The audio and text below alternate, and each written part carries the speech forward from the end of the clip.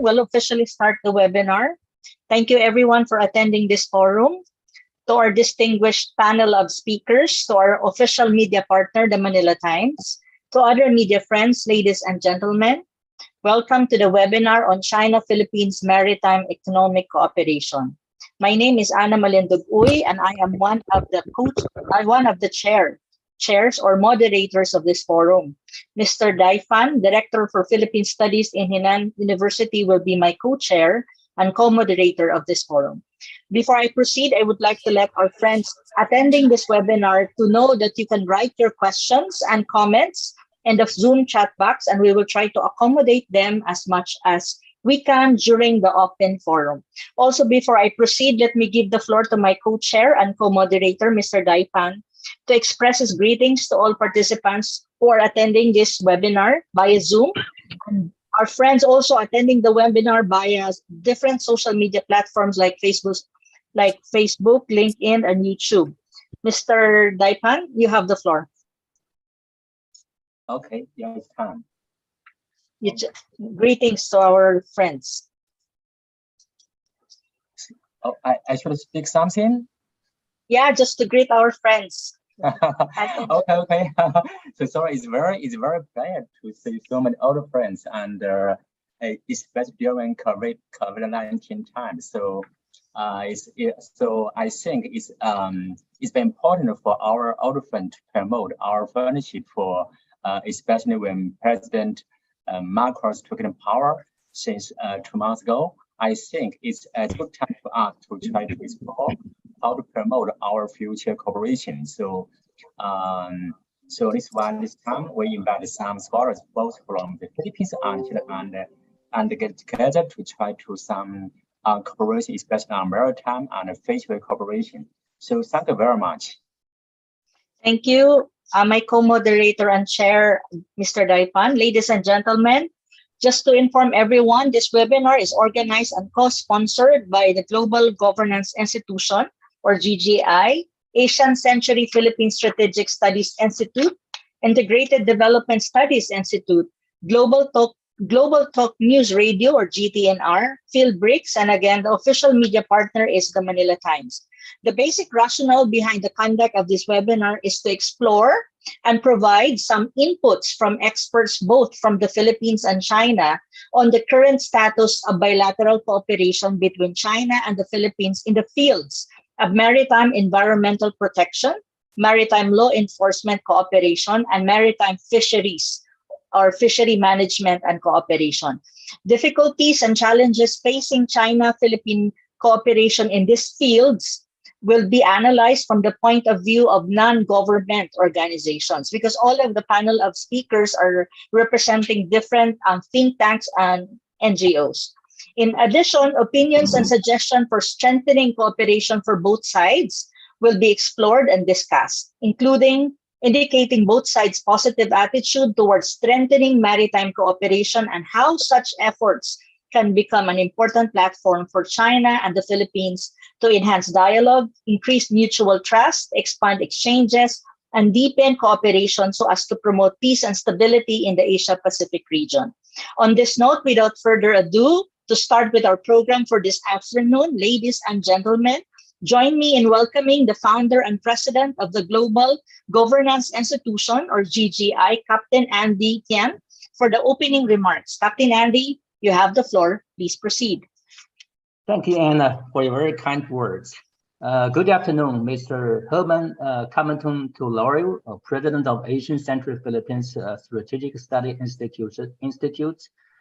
Prophet Anna, without whom we could not have made it here, distinguished speakers and audiences. On behalf of the Global Governance Institution, a warm welcome to you all.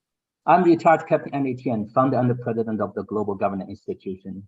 Under the series of China-Philippines dialogues at NGO level, we are very proud that we have organized 2 online webinars, respectively, on overall Sino-Philippines relations, and the other is the Oil and Gas Joint Development Cooperation, which promoted mutual understandings and trust between the 2 countries and 2 peoples. So we are very proud of that.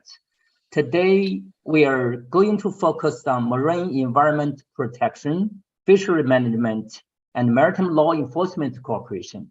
Those three areas are actually closely related to each other.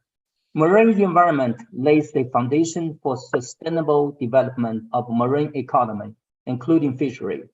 Any pollution of the marine environment would become common catastrophe for both peoples whose prosperity rely much on marine resources. Fishery resources are essentials for all maritime states. However, the IUU fishing destroys the potentials for people to make best use of these food resources. Either protection of maritime environments or fishery management needs a good maritime order that could be only achieved through robust maritime law enforcement.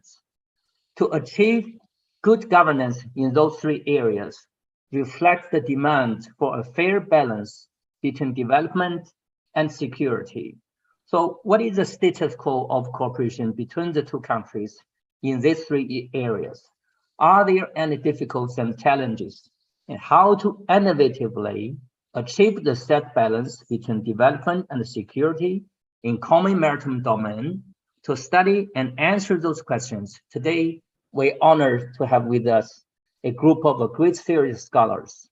So without further delay, please allow me to give back the floor to our two co-chairs for this forum, Professor Anna and Associate Professor Mr. Daifan. Anna, please, I give the floor back to you.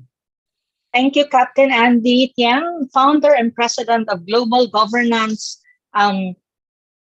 Institution, for that stimulating and motivating opening remarks. Ladies and gentlemen, let me introduce the first panel of speakers. Our first speaker is a major figure in fair and accurate reporting about the realities between the Philippines and China, as well as the global vision of China to build a better world for all peoples and nations. Mr. Herman Mentong sustained this creed of fair writing on issues related to China for over 2 decades now. His advocacy for truth and fairness relative to the Philippine-China relation extended by his activities in broadcast, in writing, in different broadsheets, and also news media network, and also by his activities on radio and TV. Before he became a journalist and broadcaster, Mr. Laurel was appointed to several government posts in the past decades. He headed the Philippine government UNHCR Philippine Refugee Processing Center project for several years, and he ran actually for senator in 1995. He is currently as the host of Ang Maestro, the Unfinished Revolution, broadcasted by Radio Pilipinas. He's also the host of an online podcast, Power Things, of the globaltalknewsradio. It's being streamlined in various social media platforms like Facebook and YouTube, and one of the hosts of a television show, Opinion Ngayon, aired in Golden Nations Network, or GNN, every Friday. Mr. Laurel is also one of the 2021 Award for Promoting Philippine-China Understanding, as one of the awardees under the Outstanding Contributions category. Likewise, he is serving as the president of Asian Century Philippine Strategic Studies Institute. So ladies and gentlemen, let us welcome Mr. Herman Chu Laurel for his opening statement or presentation. Mentong, you have the floor. Thank you very much, Anna. And first of all, let me start by expressing my appreciation for the initiative taken by retired Captain Andy Shichen Kian, founder and president of the Global Governance Institution, and to the institution for bringing together these experts today to gather information and knowledge from the scholars of China and our scholars from the Philippines to discuss this primordial topic: cooperation on the protection of marine environment, fishery management, and maritime law enforcement. And these issues truly should concern our two nations that are heavily reliant on all these three aspects of the South China Sea. Allow me to greet also our old friend, Professor Daifan, Director for Philippine Studies of Jinan University, whom we have had very close and warm cooperative relations for many years in the past decade. Of course, also to our fellow panelists, starting with the very young scholars from China's various maritime research institutions, such as the Research Center of Ocean Law and Policy, National Institute for South China Sea Studies, Director and Dr. Yan Yan, South China Sea Fisheries Research Institute of the Chinese Academy of Fisheries Sciences, Dr. Ming Jun Chao, and the Global Governance Institution Distinguished Fellow, Dr. Zhu Xuan.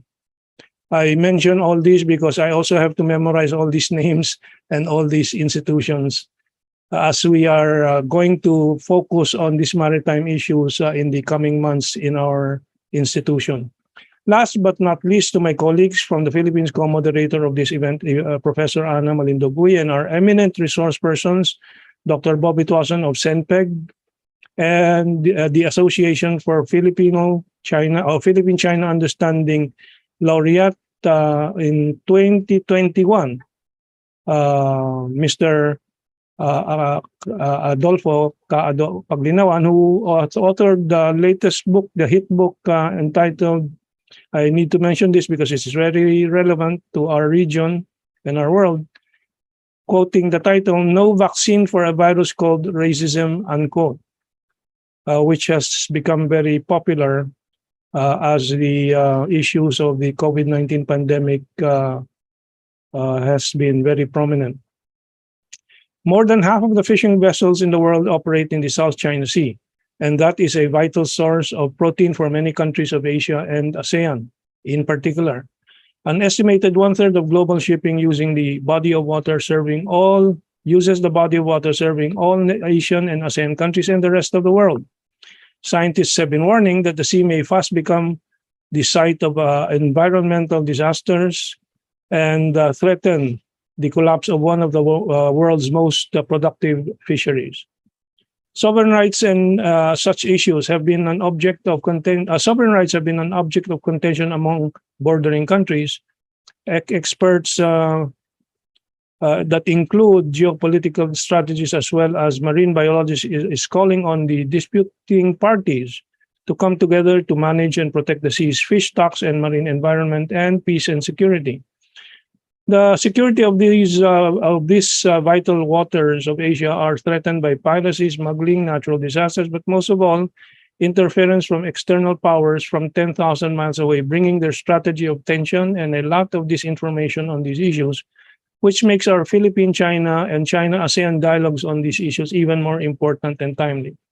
Effective management hinges on China's active participation, and I am personally very happy to note that China has always taken to the forefront in the vital tasks of leading the way in all these three major fields of concerns that we are set to discuss today: fishery management, protection of marine environment, and maritime law enforcement. At this point, let me express both my personal and my country's deep appreciation for China's initiative in imposing on China's fishing fleet an annual summer sea fishing moratorium in the decades past. It is an exercise of national and governmental self-discipline and ecological, environmental, economic wisdom that we in the Philippines have not yet formed that strong will to implement and to help protect the South China Sea environment and fisheries resources. Reflecting on our topics today, I am inclined to engage in self-criticism over my country's great deficiencies in these three concerns. The first I have discussed about. We are not doing enough in fisheries conservation. In fact, just days before this webinar, I updated on the scourge of dynamite and cyanide fishing in our country, and the devastation from these damaging fishing practices continue with little abatement. In terms of the South China Sea security and the ideals for peace and tranquility in the South China Sea amid sovereignty and sovereign rights issues, the Declaration of Conduct has had a long and successful journey towards near finalization in the Code of Conduct. The Philippines has had a fluctuating intensity in its support for the early consummation of the Code of Conduct, and this requires more domestic promotion in the country for popular appreciation and support.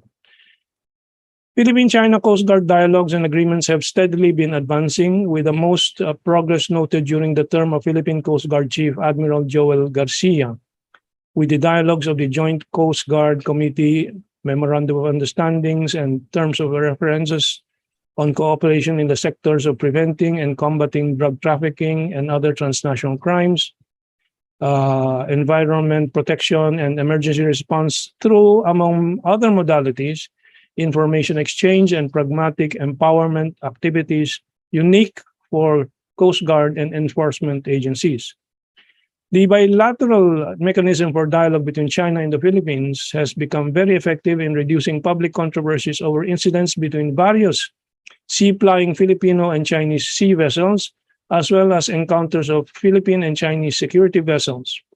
When the Philippine media reports such incidents, which are frequently spurious incidents just to create controversy, the Philippine authorities pass the issues on to the bilateral mechanism to thresh out and clarify. The multiplicity of maritime cooperation issues is immense, and a short webinar cannot be expected to cover all of them. The examples of progress in maritime cooperation between China and the Philippines described above are but some snippets of a broad array of past and ongoing activities along this line. But I will note as I conclude this short presentation an observation that our late maritime expert and top diplomat, Ambassador Alberto Encomienda, observed that we in the Philippines, despite being an archipelagic nation, have too few thinkers devoted to maritime studies and visioning. The few maritime think tanks are mainly in the Philippines are mainly controlled by the West and used in stirring up controversies instead of genuine and sincere dedication to maritime productivity of the South China Sea and the region, environmental sustainability, and security of the region's vital seas and waterways. This is just a brief start. I know some of my colleagues have quite a considerable presentation, so I will give them much more time. Thank you very much. Yes, thank you very much, Mentong, for that very enlightening opening remarks or opening statement on the topic. From my side, what I can say is that Mentong actually pointed out the different challenges when it comes to maritime cooperation between China and the Philippines over the South China Sea, precisely because of issues related to sovereignty and sovereign rights. And I also would like to point out that he emphasized the importance of the code of conduct of the South China Sea when we talk about how we can possibly respond to the different challenges between the two countries and other also claimant states in the South China Sea. And also he also emphasized the importance of the bilateral dialogue in resolving common issues between the Philippines and China. And I think this should be intensified. I mean, the dialogue between the two countries and the different mechanisms. So I think those are my takeaways from Mentong's presentation. Mr. Daifan, the floor is yours. Sorry, I should give some comments. Yes, if you have. And also the introduction of the second speaker. Okay, so maybe I will give sorry,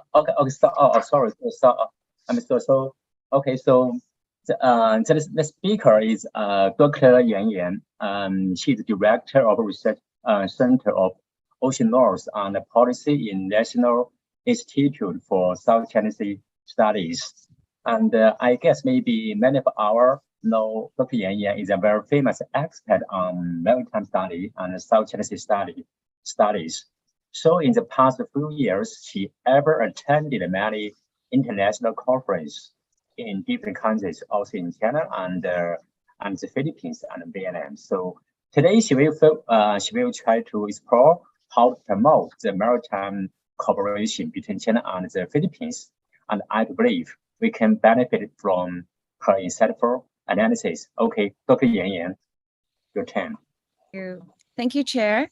First of all, I'd like to thank the organizers for giving me the chance to talk to my Manila friends once again. It's always a pleasure to see you, even only through the virtual conference. May I first share my screen because I prepare a PowerPoint for the for my speech. Can you see my PowerPoint? Yes. Yes, we can see it. But I think you should try to. Yes, that one is nice. Yes, Dr. Yang, Yeah. it's okay. Or maybe because if I played it, it will be like wait a minute. It will be like slow down the whole. How about this? Okay, I'll start now. So thank you, everyone. Today I'm going to touch upon a more specific issue, the China-Philippines Maritime Law Enforcement Cooperation in the South China Sea. As the organizers give me this as a topic, to discuss. Well, I would like to today first to talk about this umbrella BCM, the China-Philippines Bilateral Consultative Conference Mechanism, as a brief overview of this BCM, and then I'll touch upon to look back the Coast Guard cooperation that we have been achieved so far, and what are the obstacles for the future cooperation. And then thirdly, I would like to introduce another project that have been ongoing since the year 2015, initiated by an NGO, HD, Humanitarian Dialogue, and to see whether this program can shed some light for the China-Philippines cooperation in the future. So this is what I'm going to talk about today. First of all, the BCM meetings, I think everyone is here must be very familiar with this mechanism. It was initiated by President Duterte and China since the year 2016 to promote the peaceful management of conflicts in the South China Sea and try to strengthen friendly relations between Philippines and China. And so far, before the pandemic, we have conducted 5 meetings, and also the 6th one is the virtual meeting in the year 2021. So this is the umbrella bilateral mechanism by the two sides, by the two governments, to trying to talk about the South China Sea issues, and also to more importantly to promote maritime cooperation, pragmatic cooperation in the sea. So I really wanted to mention the 3rd meeting, which is the in the year 2018, because in the year 2018, they made a landmark decision to pursue actual cooperation on joint exploration and development of maritime marine oil and gas. And this decision eventually to the signing of the MOU in year 2018 on the cooperation in oil and gas development between China and the Philippines. But since the last conference has already touched upon this oil and gas exploration topic, so I won't give too much detail here. So from the past 6 consultative meetings, the BCM, I think all we can see is that the BCM has promoted pragmatic cooperation through the establishment of working groups and the steering meetings in order to achieve pragmatic cooperation between the two countries. And while it has improved so much under the Duterte administration, I think people in the two countries are now waiting to see if this positive momentum can be sustained in the new Marcos government. So so far, I think the new President Marcos has shown us his friendly policy and attitude towards China, towards trade, and he promises to usher a golden era in the China-Philippine relations. So I'm personally hoping that this 7th BCM under this Marcos government will maybe at the end of this year. So let's just keep an eye on that. And second, I wanted to talk about the how far we have gone from the first China-Philippine Coast Guard cooperation starts in the year 2016. This is a very important MOU between the two Coast Guards on the establishment of a joint coast on maritime cooperation since the year 2016. And since then, I think the two Coast Guards have, under this framework, under the two Coast Guards have been conducting many cooperation projects for example, the visits, exchange visits, capability building and information exchange and training, etc., etc. So in the year 2017, I think we have a training course back in China, in Zhejiang, and the Philippines.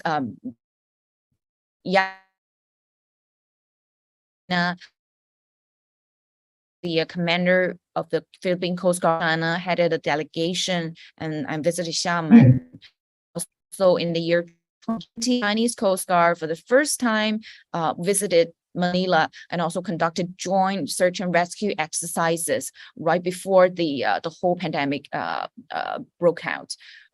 So I think that from the previous years, although we already have several cooperation projects between Coast Guards, so far the cooperation between the two countries is still at a very preliminary stage. I think that there is still room to improve. There's still room for improvement compared to other maritime law enforcement cooperations between China and other countries. So I'm still looking for a more pragmatic cooperation in the future. And third, I would like to introduce another program that has been conducted and initiated by an NGO, the Center for Humanitarian Dialogue, an NGO based in Switzerland and since the year 2015, because they bring together technical experts and government officials, law enforcement agency officers from 5 countries, China, Malaysia, and Indonesia, and conducted several training courses and exchange of views and tabletop scenarios and simulator training courses, etc., to improve this confidence building between these 5 countries since year 2005. I think they have already come a long way from 7 years ago. I participated in the first conference back in Beijing since 2015, and I do see achievements from this project. From the past years, the project have been conducted in Singapore, in Manila, in Kuala Lumpur, in Hanoi, and also in Manila, in Jakarta, for the training courses and for the tabletop exercises, etc. So I personally think that this is from the bottom up attempt to promote trust and to try to understand each other better in this project. And I think the biggest achievement is that they have reached a COP, the common operating principles under this program. And it actually, the COPs set of a baseline of operating principles that could help provide a reference and guidance for the maritime law enforcement agencies when they encounter each other at sea, and also between law enforcement agencies and navies, and between law enforcement agencies, ships, and fishing vessels. So I think it's a very nice, a very good way to prevent incidents and to increase predictability and reduce tensions. I think this is what we have already achieved. The 3 principles that serve as a baseline is the principle of transparency and communication, the principle of do not harm, the principle of due regard for good and order, and all those principles are inspired by the, like, for example, Qs of 2014, inspired by the UN Code of Conduct for Law Enforcement Officials of 1979, and also other existing international conventions. So this is the COPs that the 5 countries participants have already reach consensus. So finally, the way forward, I think to consider that the future operation should be an approach from the top down or from the bottom up. I think both approach should be should be conducted at the same time. From the top down, we wanted to see the continued BCM, bilateral consultative mechanism, in the Marcos government, the 7th BCM conference. Hopefully it can be conducted in the near future. And then from the bottom up, I think that we already see Coast Guard officials working on the COPs for the past 7 years, for the past 5-6 years. So I'm thinking that with the help of the government and the government officials from the bottom up attempts, we can see a more pragmatic and cooperation between the two law enforcement agencies in the future. So that's so much for today. Thank you. Thank you, Okay. Dr. Yan Yan. Hello. Thank you, Dr. Yan Yan. Thus far, for me, I think what is important in Dr. Yan Yan's presentation, that from my side I got, is first and foremost that the China-Philippine bilateral consultative mechanism, especially over the South China Sea, is quite important. And we're saying that, we hope that under the new administration, under the leadership of President Bongbong Marcos Jr., that we will see that the 7th BCM will happen by the end of the year. And hopefully we see that. And as we know, maintaining dialogue between the two sides is important in resolving whatever differences or things that needs to be talked about between the two sides over maritime security or environmental protection, or even the issue of pursuing, the oil and gas joint exploration in the South China Sea between China and the Philippines. So these are things that I think Dr. Yan Yan emphasized, and I think we hope to see this happen in a matter of time. So that's my takeaway. Any thoughts or inputs from your side, Mr. Daipan, before I introduce our third speaker? Okay, so totally, she looks back the cooperation, like Coast Guard cooperation, and humanitarian dialogue in the past few years. And so she also indicate and that kind of the future of our cooperation. So just as Professor Anna said, so hopefully our governments can promote our cooperation and develop our maritime cooperation during President Marcos Jr. times. Yes, I hope the same thing, and I hope to see more dialogue between the two sides on different issues. No, it's very important, because through dialogue we will build more understanding. So without further ado, let me introduce our third speaker for today. So our third speaker for today was the former head of the Political Science Committee of the University of the Philippines, Manila. He is an investigative journalist, editor, and publisher of various newspapers and online publications. He has written more than 300 investigative reports and analysis, and co-authored 10 books on political parties and electoral reform, governance and corruption, foreign policy and national security, international affairs, and peace process. He is regularly invited as a resource expert in international fora, including in the United States, Europe, and Asia. Once again, friends and colleagues, join me in welcoming our third speaker for this afternoon's webinar, the Director for Policy Studies of the Center for People Empowerment and Governance, or CENPEG, Professor Bobby Tuazon. Professor Tuazon, you have the floor, sir. Thank you very much, Professor Anna. Can you hear me? Yes, sir. Loud and clear. Thank you. I'd like to share my short PowerPoint.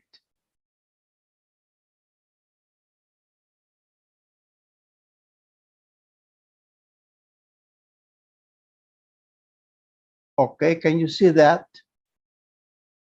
The scope of my short presentation at this forum is on the Philippine-China cooperation in the face of geopolitical challenges. So the general scope is on the ongoing Philippine-China cooperation in various fields, not only in maritime cooperation, marine resources, but also sometimes in the security or security issues. But as a as a political analyst, I'm going to provide a political perspective on this to this cooperation between the two countries.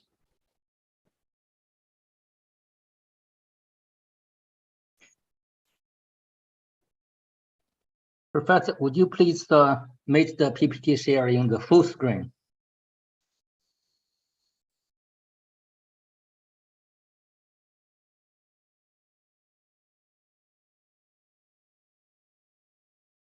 Yes. Is that okay? Is that okay? Yes. Yes, Professor Bobby, it's okay. Yeah. So I will deal mainly now on the various aspects and areas of cooperation between the two countries, and the period of that this will cover will begin in 2018, sometimes even in 2017.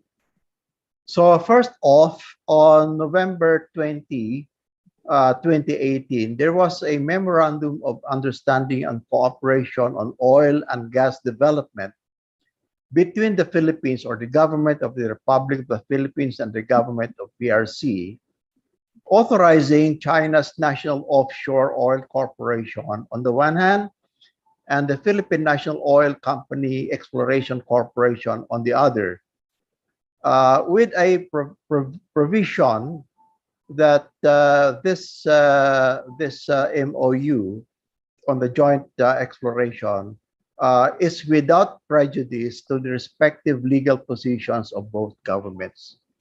Meaning to say, the different positions of the taken by the governments with regard, for instance, the arbitral ruling of July 2016.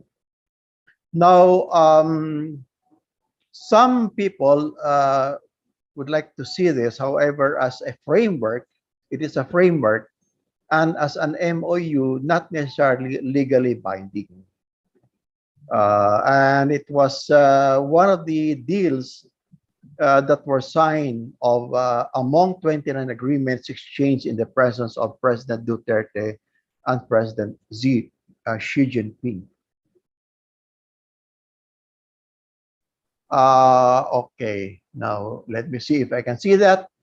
On May 22, 2021, the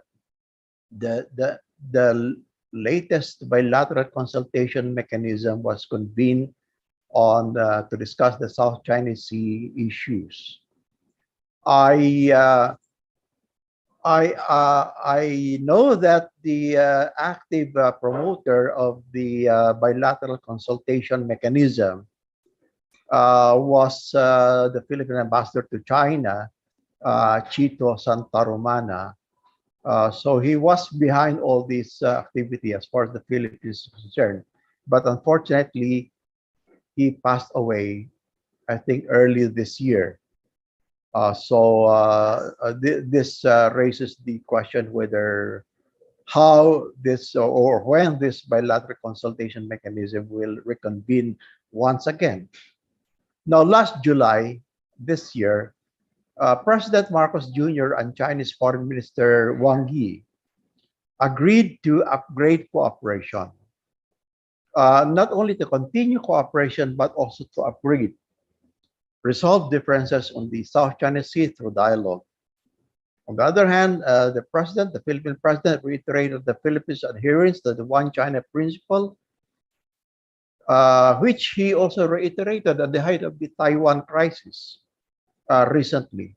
And both also agreed that the South China Sea issue is not the sum total or the mainstream of both countries' relationship and should not be an obstacle to bilateral cooperation. During the third week of August, just recently, both countries talk about maritime cooperation this time by exploring hotline communication and legal affairs cooperation between the two countries coast guards. I think this was mentioned earlier by Dr. Yan Yan. And both countries, they also discussed both countries' capacity building for maritime governance, safety, supervision, and vessel safety inspection, collaboration on maritime traffic safety and ferry safety, as well as MOU and maritime search and rescue efforts. Let me just note in addition that such cooperation talks have been ongoing despite the uh, outbreak or occurrences of problems like allegations of Filipino fishermen being prohibited from fishing, and so on and so forth, which I need not discuss in detail here. So the fishing is a very contentious issue. It remains a very contentious issue. In fact, on last June 3, China rejected the Philippines' diplomatic protest over the fishing ban or moratorium declared by China over areas that supposedly extend to the West Philippine Sea in the South China Sea. And the moratorium was supposed to last from May 1 to August 2022. The Chinese, of course, explained that moratorium is a normal measure protecting marine biological resources. Now, going beyond that, fishing in the Philippines is really a major problem now. In the face of the fact that the fishing is a vital source of jobs and food security for the Philippines' 113 million population. Take note that the Philippines is an archipelagic country of several thousands of islands, and therefore it is characterized by coastlines, making many Filipino families and including farmers to engage in fishing. The main problem facing the Philippines now is overfishing or steady decrease in production, which threatens, of course, the food security, and it is also being depleted likewise by the effects of climate change. I note here, therefore, from these situations, from these problems, a possible area of cooperation between the two countries, which is, well, just to mention one, a effective scientific management of fishing operations in the Philippines, in which China has a lot of experience and expertise. However, despite the steady and consistent cooperation between the two countries, such cooperation faces challenges that tend to affect, if not properly handled, tend to affect such cooperation.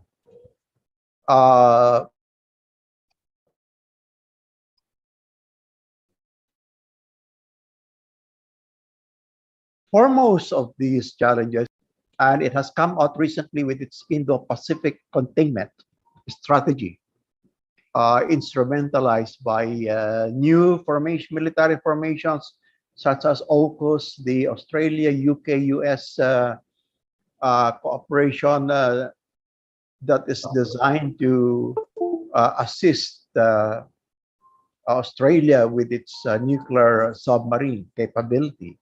And then there's the QUAD Quad, which also includes Japan and India. And supposedly this is the Asian version of the North Atlantic Treaty Organization. And also the US, of course, is maximizing its defense alliance that include defense alliance with the Philippines, not only the Philippines, but also Japan, South Korea, and certain military, of course, Australia and New Zealand, and some military cooperation agreements with other Southeast Asian countries. A major challenge also is the fact that the Philippines is a long-time defense ally. So this is something that the Philippine government officials should usually take note when they engage China in the area of maritime cooperation, especially. It is a long-time defense ally of the U.S. and faces now, while we speak, or as we speak, increasing pressure from the U.S. for its ascendant security objectives. And this was underlined during the recent visits of U.S.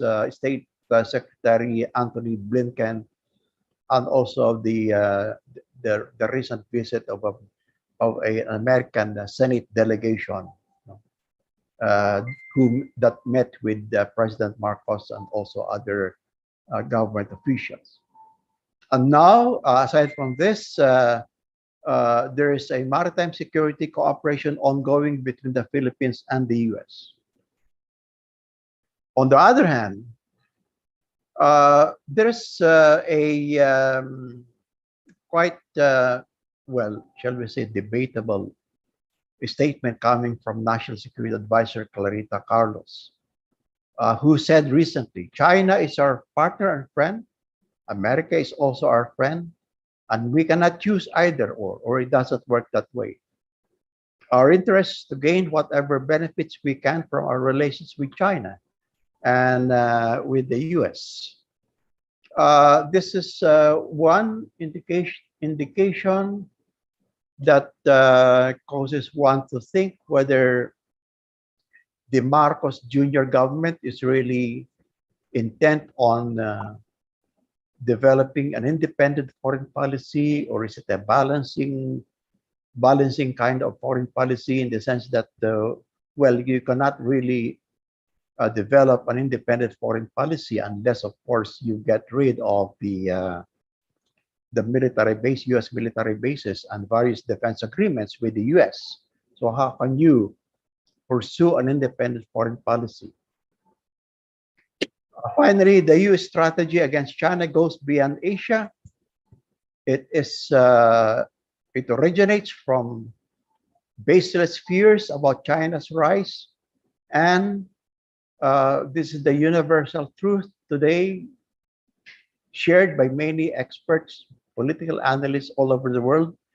The U.S. aims to preserve its global hegemony, and if that means engaging in provocative wars with China, then so be it. Finally, my final word, in the coming years, probably even decades, Asia and the whole world will be challenged by prolonged tensions and conflicts instigated by the US. Especially because now that the American economy has weakened, and the only economy that props up the American system is the war economy that is championed by the powerful military-industrial complex, and so on and so forth.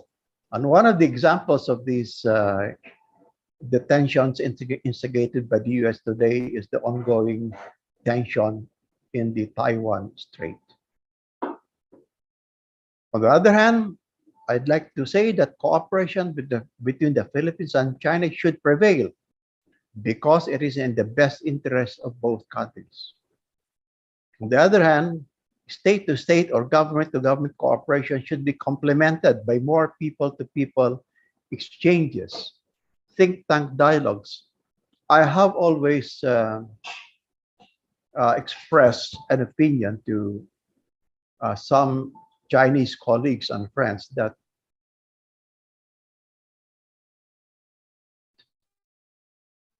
yes, to maintain government cooperation or state-to-state cooperation, but you know, In the case of the Philippines, governments cannot come and go, presidents come and go. So, for instance, one president like Duterte may have a different policy. The next president, Marcos Jr., may have a different policy. So there's no consistency, and even a strategy, long-term strategy with respect to the foreign policy of the Philippines.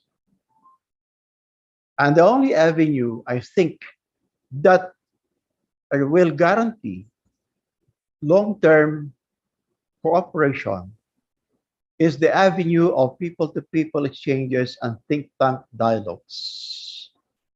In the meantime, in the Philippines today, there are internal struggles to review defense treaties with the US toward their abrogation. So the struggles are continuing. There are movements to review the defense treaties with the US, and there has been a long time clamor already for the abrogation of these defense treaties, precisely because these defense treaties continue to trap the Philippines into some kind of a war scenario where the Philippines is under obligation to support the American side, and that means that will be a threat to the Philippine foreign policy because it is unable to develop more friends, and it continues to confront enemies, supposed enemies that are actually the enemies of the United States. So that is my political perspective on the maritime, on the cooperation between China and the Philippines. Thank you very much. Thank you very much, Professor Bobby Tuason, absent Peg, for expanding the discussion of our topic for today on the protection of marine environment, fishery management, and maritime law enforcement, and giving us a perspective as to the political side of these issues. And even I think Professor Bobby extended it to explain further that, you know, when you talk about maritime cooperation between the Philippines and China, geopolitics comes in, and it's actually important. And sometimes external pressure coming from the likes of the United States, you know, muddled or some in many ways, or most often than not, complicates matter. And even the, you know, the relationship between the two countries, especially when you talk about maritime cooperation. Now, precisely because, as we understand, the U.S. has interest in the region, and we have seen it through the presence of different groups like AUKUS, Quad, and even its Indo-Pacific strategy is it's under implementation at the moment. So I also would like to point out, and I also would like to point out that I share the same sentiment with Professor Bobby Tuason, that in our side, in the Philippines, there's no such thing as consistency when you talk about foreign policy. Foreign policy changes, depends on who is in Malacanang or who's the president, no? And we still have this challenge of crafting a long-term strategy when you talk about how the Philippines will navigate the geopolitical situation, and at the same time when you talk about foreign policy, because that's why I share the same sentiment that people-to-people engagement are, you know, discussion between different think tanks from both sides are very important, precisely because of this these challenges that as a country we're facing at the moment. So those are my takeaways from the presentation of Professor Bobby Tuason. Mr. Daipan, do you have any comment before we proceed to the introduction of the fourth speaker, which you will be the one introducing? Okay, thank you. So Professor Bobby Tuason here has research about Philippine-China cooperation during big power competition times. So many Chinese scholars also pay special attention to this topic because we are also wondering if the BBM administration will continue its past friendly policy toward China. Professor Tuason talked about some cases like the Philippines one-China policy, and also maritime dialogue between other countries. And even Professor Carlos' comments on Philippines foreign policy toward China and the United States. Anyway, now to be honest, many Chinese friends like me are also worrying about the possible American influence on China-Philippine relations, because no people can deny the United States influence and their ambition of the Philippines. So I'm not so, to be honest, I'm not so positive about the future, because I don't know how American will try to influence the Philippines, and I don't know if the Philippines can follow its past friend policy toward China. So hopefully some scholar here can give us your comments later. Okay, thank you. So Professor Daifan, before you proceed, I just want also to make an intervention that one more thing that I think is very important in the presentation of Professor Bobby Tuazon is the fact that he said that a possible area of cooperation between China and the Philippines on fishery management and scientific engagement on this issue is very important. I believe this is important, that I hope the both countries will be able to, to talk about and probably form some kind of bilateral dialogue on this, because I believe that the more cooperation we have from both sides, even in fishery management, I think the more that understanding will be bridged, because people are talking even at this low level politics. Because when you talk about sovereignty issue, these are high level politics. But when you talk about fishery management, and joint cooperation in the South China Sea, these are low politics that are very important, and I hope it will happen anytime soon. So yes, proceed. Yes, Professor, and I totally agree with you. So this is why the next speaker, Dr. Mingjun Cao, he's a research fellow from South China Sea Fisheries Research Institute of Chinese Academy of Fishery Sciences. Dr. Mingjun Cao will share the idea of fishery cooperation.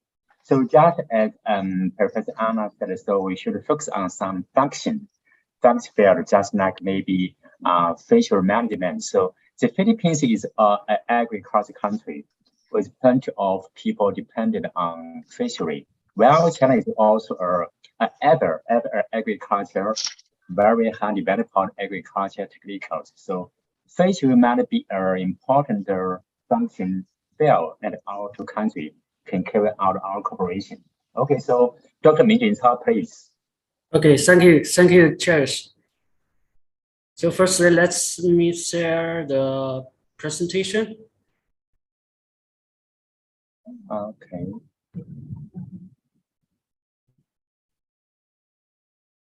Okay. Good afternoon, ladies and gentlemen. It's my great honor to attend this webinar on cooperation on the protection of marine environment, fishery management, and maritime law enforcement. So I'm just from the South China Sea Fisheries Research Institute of Chinese Academy of Fishery Sciences, which has been undertaking the subtropical and tropical fisheries and aquaculture along the South China Sea. And it is affiliated to the Ministry of Agriculture and Rural Affairs. Today, my topic is about the status and fishing challenges and proposed fields of China-Philippines cooperation in fishery sector. The first part is just the review of the cooperation in fisheries between our two countries. Based on my studies, and I personally divided the development, the cooperation into 4 phases. The first one is the non-governmental and assistance forms. This period just before 2004. During this period, there were many international training programs, like which were funded by the FAO and the UNDP, and even the Chinese government for China Aid training programs, and also the regional leading center of the NACA also has conducted some customized training programs, like the integrated fish farming especially for the Philippines. And the second phase is about incorporation into the intergovernmental cooperation mechanisms. That period lasts 2004 to 2010. During this period, on September 1st of 2004, the MOU on fishery cooperation between the Ministry of Agriculture of China and the Department of Agriculture of the Philippines was signed, and which was witnessed by the two presidents of both countries, which both sides has reached a consensus to establish China-Philippine Joint Committee on Fisheries, in JCF in short. And after that, next year in 2005, the first JCF meeting was held in Manila. And also during this period, a deep water cage culture space for the sea bass and the golden trophy in Subic Bay in the Philippines was established by the Chinese and Philippines enterprises, and to produce the seafood for the local market and Chinese market. And the third phase is an interruption period, which lasted 2010 to 2016 due to the intense bilateral relations. So during this period, the cooperation on fisheries has been stagnant. And after that, since the end of the 2016, we have restarted the cooperation in fisheries and have actively made great achievements and for the practical cooperation in fishery sector. Because during this period, the bilateral relations have been consolidated and enforced. So the first one is in 2016, the action plan for agriculture cooperation between the Ministry of Agriculture of China and Department of Agriculture of the Philippines was signed in 2016. In this action plan, there are many cooperation contents like the capacity building, aquaculture, aquatic products processing, and so on. And the both sides have actively to promote the cooperation of these fields. And in 2017, the Sino-Filipino Philippines Fisheries Technical Training and Exchange was held by the South China Sea and South China Sea Fishery Research Institute with strong support and guidance of the Ministry of Agriculture and Rural Affairs.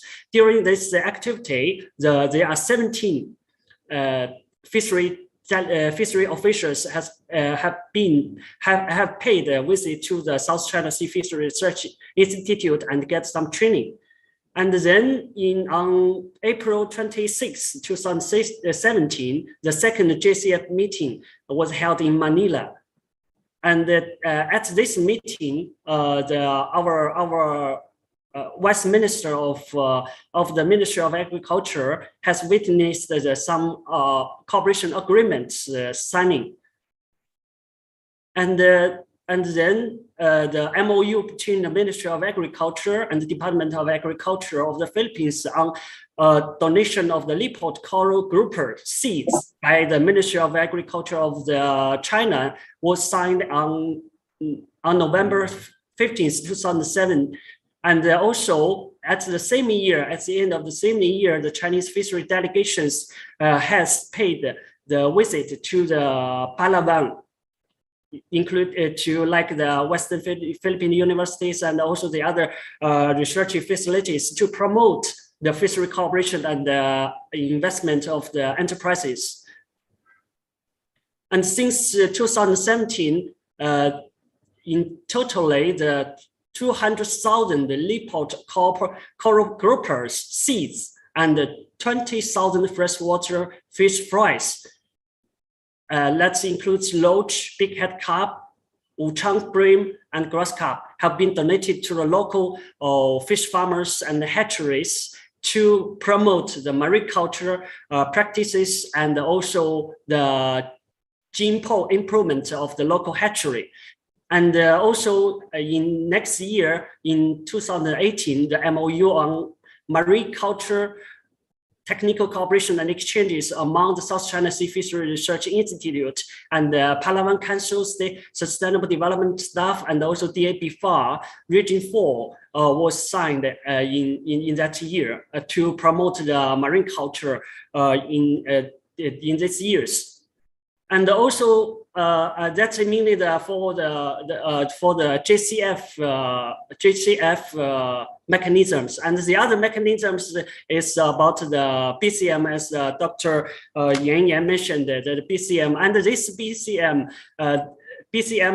since the 3rd to the 6th meeting, in the technical working group on fisheries, we have attended this technical working group, and both sides of the delegations from the Philippines and China has had productive exchanges of views on the ways and also active achievements to enhance maritime cooperation in the area of the fisheries. And we also have identified some cooperation priorities in the coming years.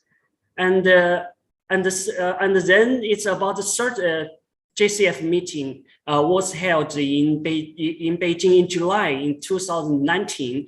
Both sides reviewed and gave the high appraisals of the China and Philippines fishery cooperation, exchanged views in depth on issues of common interest, and reached consensus on the way forward for fishery cooperation in the fields of the marine culture, technical training, and the seaweeds research and technical innovations, etc. And this also since 2017, because of the good and stable bilateral cooperation, bilateral ties, and which has created the very good and also stable cooperation and investment climate. The more Chinese enterprises have invested in aquaculture sector and trade. So, like in the field of the deep sea cage culture of economic species like groupers, lobsters, and the tilapia shrimp, and also the trade of the seaweeds. The following two pictures just taken by the Chinese enterprises in the Philippines. They have conducted some deep sea cage culture and have created the employment and also increased the local local fisher folks' income. And also that mainly for above mentioned are mainly for the bilateral cooperation, and the other one is for the multilateral cooperation mechanisms. Like mainly they are just the policies dialogues, like the EAS workshop on the maritime cooperation, the sustainable and responsible fishery management, which was held on November 17th to 19th, 2019 in Manila. And at this meeting, Chinese delegation and also the Philippine delegation has made presentations on the policies and management measures on sustainable and responsible fisheries.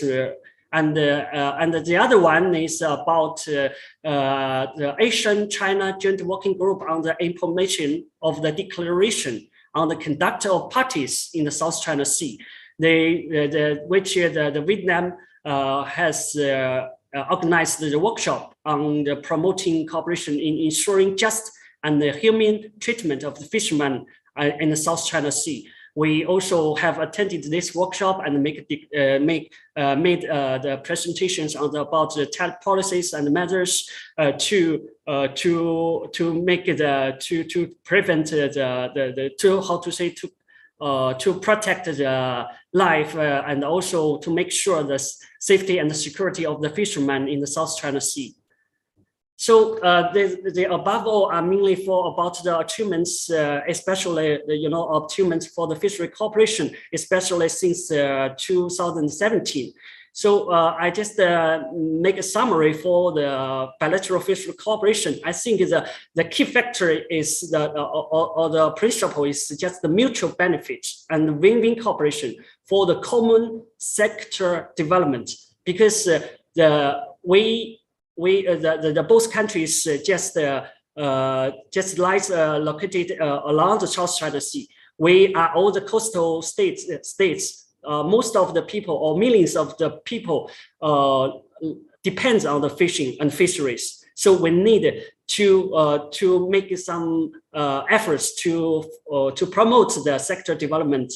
And I think the first one is the government, that because the bilateral ties is very important. And so that means the G2B channel, G2G channel will how to say, identify the cooperation priorities for both countries and created the good atmosphere for the cooperation. And the other one is the research institutions, because even like the South China Sea Fisheries Research Institute and the others, like that other universities in China, we have done a lot of research work in subtropical and tropical fisheries, and also even the freshwater fisheries. And also in Philippines, like Western Philippine universities, and also the other research institutions under the DAB-FAR, we have the different advantages. We have the potential for cooperation in the field of the research, like and also our Chinese delegation also would like to provide some technical support for the local farmers.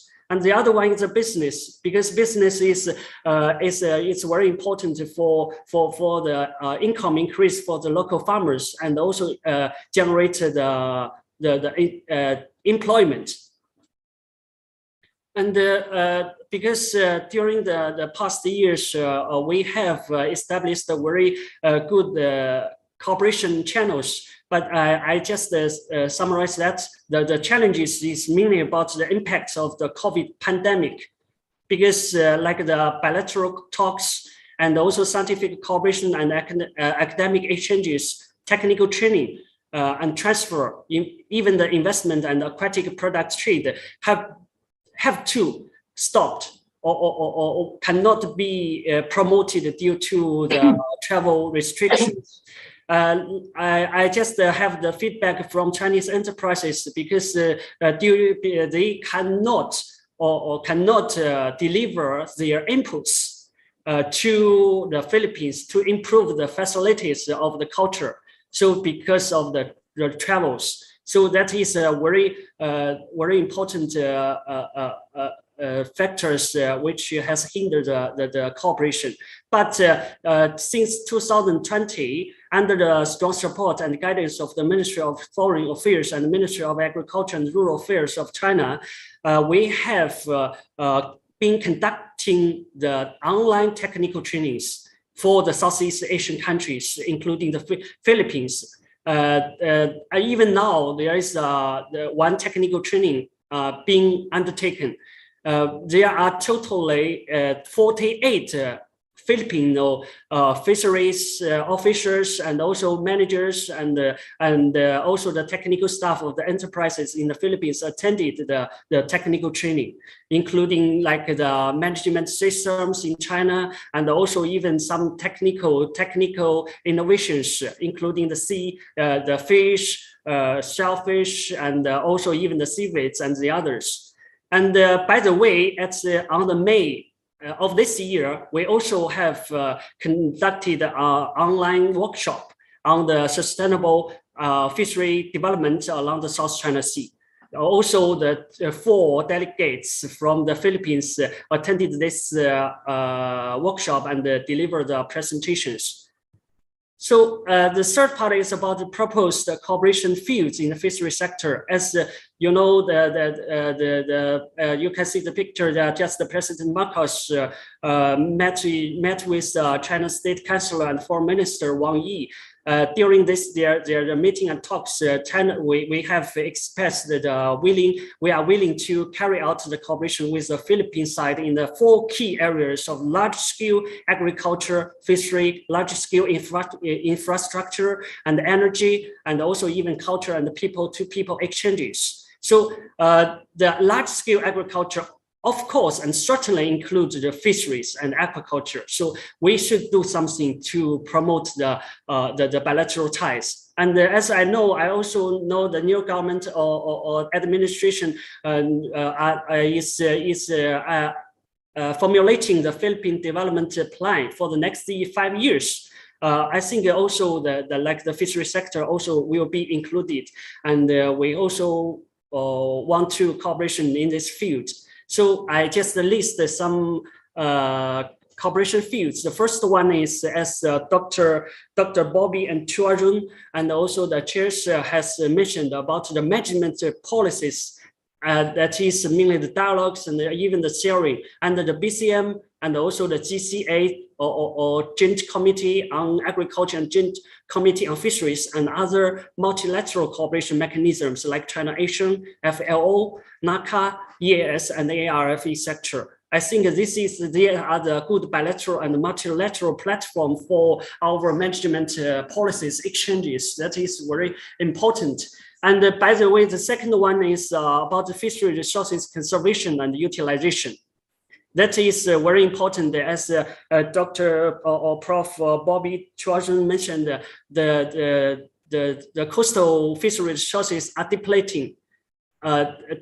So but we have a lot of millions of people depends on the fishing. So we need to do something, to do some work like the joint survey or assessment and even the joint exploitation of the fishery resources to increase the income of the local fisher folks, and also the joint fishing ban during the fishing breeding season, because this kind of the matter is proven a very effective approach to conserve the fishery resources and the sustainable utilize the fishery resources, and also even the joint committee combating the IUU fishing and to safeguard their rights of the local fishers, and to scientifically scientifically conserve and sustainable utilize the common fishery resources, because the fish has no boundary. So we need to cooperate to protect or conserve the fishery resources. And the second one is the stock enhancement programs, such as the large-scale seeds production, and also even the artificial releasing of the seeds to the natural water bodies, including the inland water bodies and also the seas, and even the marine ranching and leisure fisheries plus tourisms. So that is also a good alternative for the development of the fisheries. And also the other one is coral reef fishery conservation, seagrass bans, and also mangrove forest resources protection, etc. And the third field is poverty alleviation and food security through aquaculture development in the coastal communities, because there are a lot of people live along the coastal areas. And as I found that according to the PSA, in 2021, there was about 19.99 million people were in poverty in the Philippines. So, and also there are about above 50% of the towns located along the coastal areas. That means they are mainly, even the China, there are many local coastal communities. We live on the fisheries resources, but as the depletion of the resources, besides the utilization, and then we also need to do some interventions of the aquaculture in the coastal communities to improve their livelihood. And I also have listed other fields like aquaculture, GMPO improvement and exchanges like tilapia, carps, groupers, tunas, and lobsters, and also the scientific cooperation in breeding and hatchery of high-value species, environmental friendly aquaculture, including the mariculture, brackish culture, and freshwater aquaculture, and the rare and endangered species conservation, oyster farming, and the environmental impacts, etc. And also the mitigating effects of the climate change and the natural disasters like the typhoon on fishery and aquaculture. And then it's about capacity building of fishery officials and the stakeholders. That is very important. And also we are and also we have been undertaking the international training programs. Hopefully the next year we can invite the fishery officials from the Philippines to come to China to get the training. And also the other one is about the fishery post-harvest technologies and reduce losses and to increase the income of the farmers. And then the investment in aquaculture industry. And the last one is aquatic products marketing and trade, especially under the mechanisms of the RCEP, so that because China is a big market for the consumption of the seafood, I think this is a very good way to cooperate in this field. So that's all. So that's all for my presentation. I hope let's make joint efforts to promote the fishery pragmatic cooperation to benefit the community contributions to our neighborly friendship and common development. Thank you. Okay, thank you, Dr. Min. So, Professor Anna, could you give some comments? Yeah, before we introduce our fifth speaker, my comment is like this, no? I just, in the presentation of Dr. Ming, I've noticed that 2010 to 2016, there's no such thing as cooperation on fishery management. I think precisely because of the fact that the two countries suffered some kind of bilateral crisis, no, during those periods. But you can see it, no? When the two countries, when you talk about their bilateral relations are okay, it means like, you know, there's like a strong bilateral friendship between the two, and the two countries are talking and engaging. You can see as well that, you know, it follows that cooperation, when you talk about even in the area of fishery management, no, is there. You can see it after from 2010 to 2016, not much, but from 2016 during the time of Duterte until hopefully until this time of President Marcos, a lot of cooperation, even in terms of training, exchanges, and MOU has been signed, and you have different mechanisms. So that's very important to take note that, you know, for us to bridge understanding and cooperation in different fields, the bilateral relation of the two countries has to be always in a stable relationship, or it should be stable as much as possible. So that's very important to note, I think. So let's introduce our fifth speaker so that we can save time. Let me introduce our fifth speaker is Mr. Adolfo Paglinawan, or simply Kaado, as he is popularly known by many of us here in the Philippines. He is a Filipino journalist, public intellectual, and business professional with extensive experience in diverse academic and professional fields.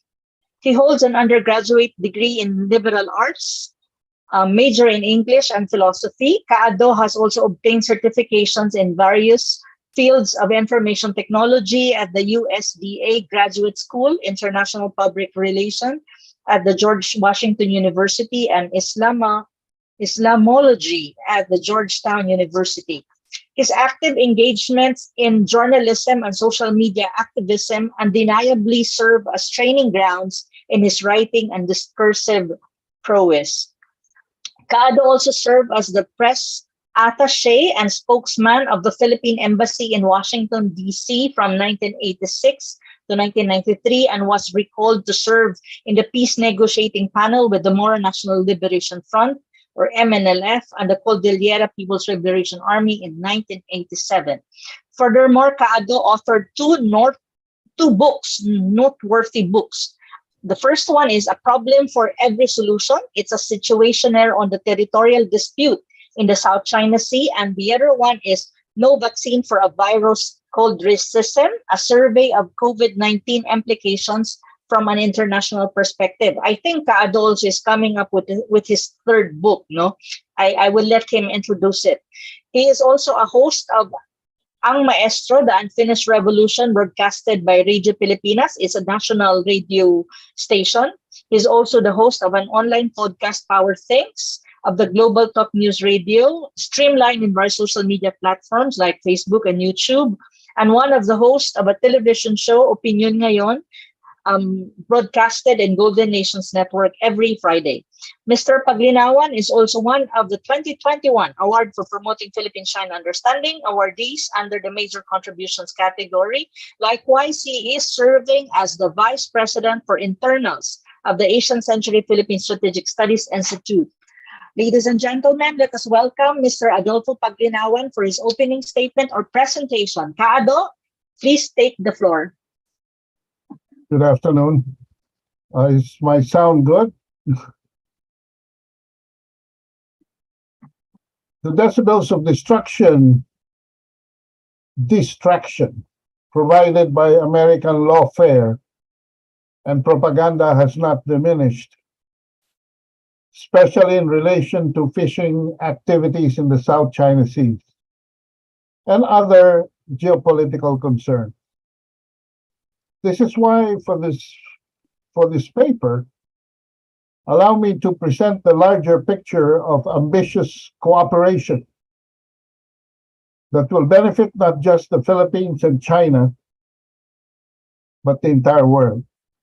We are a small country, but the Philippines has the 5th largest coastline in the world at almost 23,000 miles, next to Canada, Indonesia, Norway, and Russia, and bigger than that of Japan, the United States, and China. More importantly, we are considered the center of global coral ecosystem biodiversity because our waters contain almost 10% of the world's coral reefs, 93% of which exists in our territorial seas, up to 12 nautical miles from shore. And we have large swaths of mangrove forests and more marine protected areas than any other country, equivalent to 2% of the globe, found in 100% of our coastal waters, which are life-giving and vital natural resource for about 2 million registered small-scale fishers and their families who rely on these waters to provide income and food. Seemingly impossible just 20 years ago, protein deficiency among fishing communities is now increasing at an alarming rate. Despite efforts to regulate the fishing industry, open and relatively unregulated access to marine resources has remained the norm. And that is why the current condition of fisheries in the Philippines is bleak. The local reliance on fish-based protein has driven widespread and chronic municipal overfishing, illegal fishing, and habitat destruction has led to fish stock decline steadily for decades, almost going 3 decades now, in relation to the growing population. Fishers now spend more time at sea, going further and further from home for smaller and smaller unsustainable yields. Sadly, our fish production has stagnated during the last decade because, as the numbers confirm, we are overfishing in the wrong waters, degrading our inland and coastal waters, and over-reliant, at best utilizing the traditional and indigenous basnig system or the lift nets operated by large outrigger boats. We have not invested in modern vessels and fishing gear to enable our commercial fishing to go far into the deep waters and onto our exclusive economic zones and beyond, notably in the uncontested waters of the Benham Rise and below it, the south of the Philippine Sea and the Celebes Sea. Since it's easy to catch fish towards the direction of the South China Sea, that is where a traffic jam exists and often in conflict with fishers of other countries. In aquaculture, we have squandered our opportunities in this field.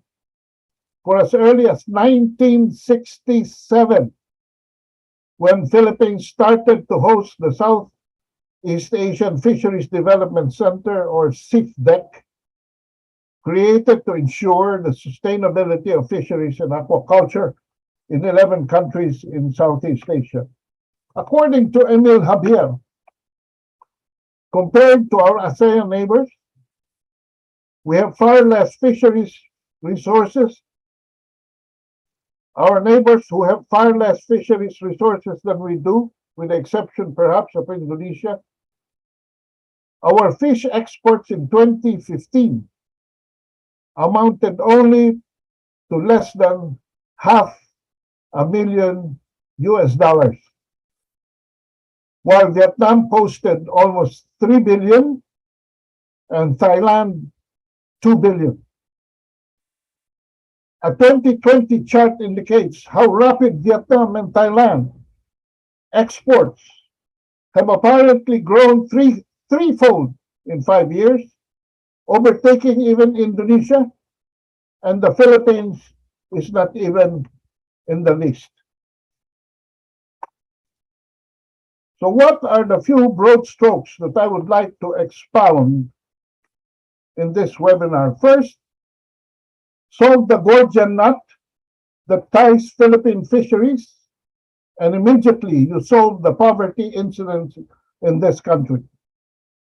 I have, since 2003, been working as a consultant to the Secretary of Agriculture and Fisheries, advocated for the legislation of a separate Department of Fisheries and Marine Resources. What we are talking about, when deliberately pursued, can make us one of the leaders in world fisheries trade, beyond achieving our fish sufficiency for our own population. But the Philippines has a feeble or weak fishing industry to speak of. We have to alleviate intense fishing pressure on the nearshore stocks and minimize the overexploitation of our municipal waters by creating incentive to commercial fishers and encouraging foreign direct investments so that we can go further into the deep seas beyond even our EEZs. Immediately, we need to conduct exploratory research on non-traditional grounds and expanded waters to determine their full biological and economic potential. Non-territorial disputes are anticipated in the fisheries management areas designated by the Philippines 1 to 5A, which is the entire of the Philippine Sea, including Benham Rise, and below it, and the Celebes Sea.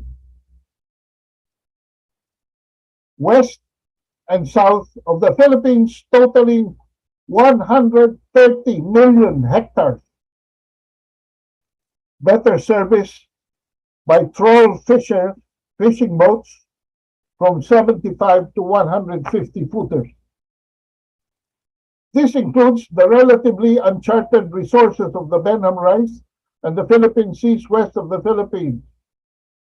But obviously, a modus vivendi must be forged with China on areas 5B and 6, constituting 60 million hectares of what we claim in the South China Sea.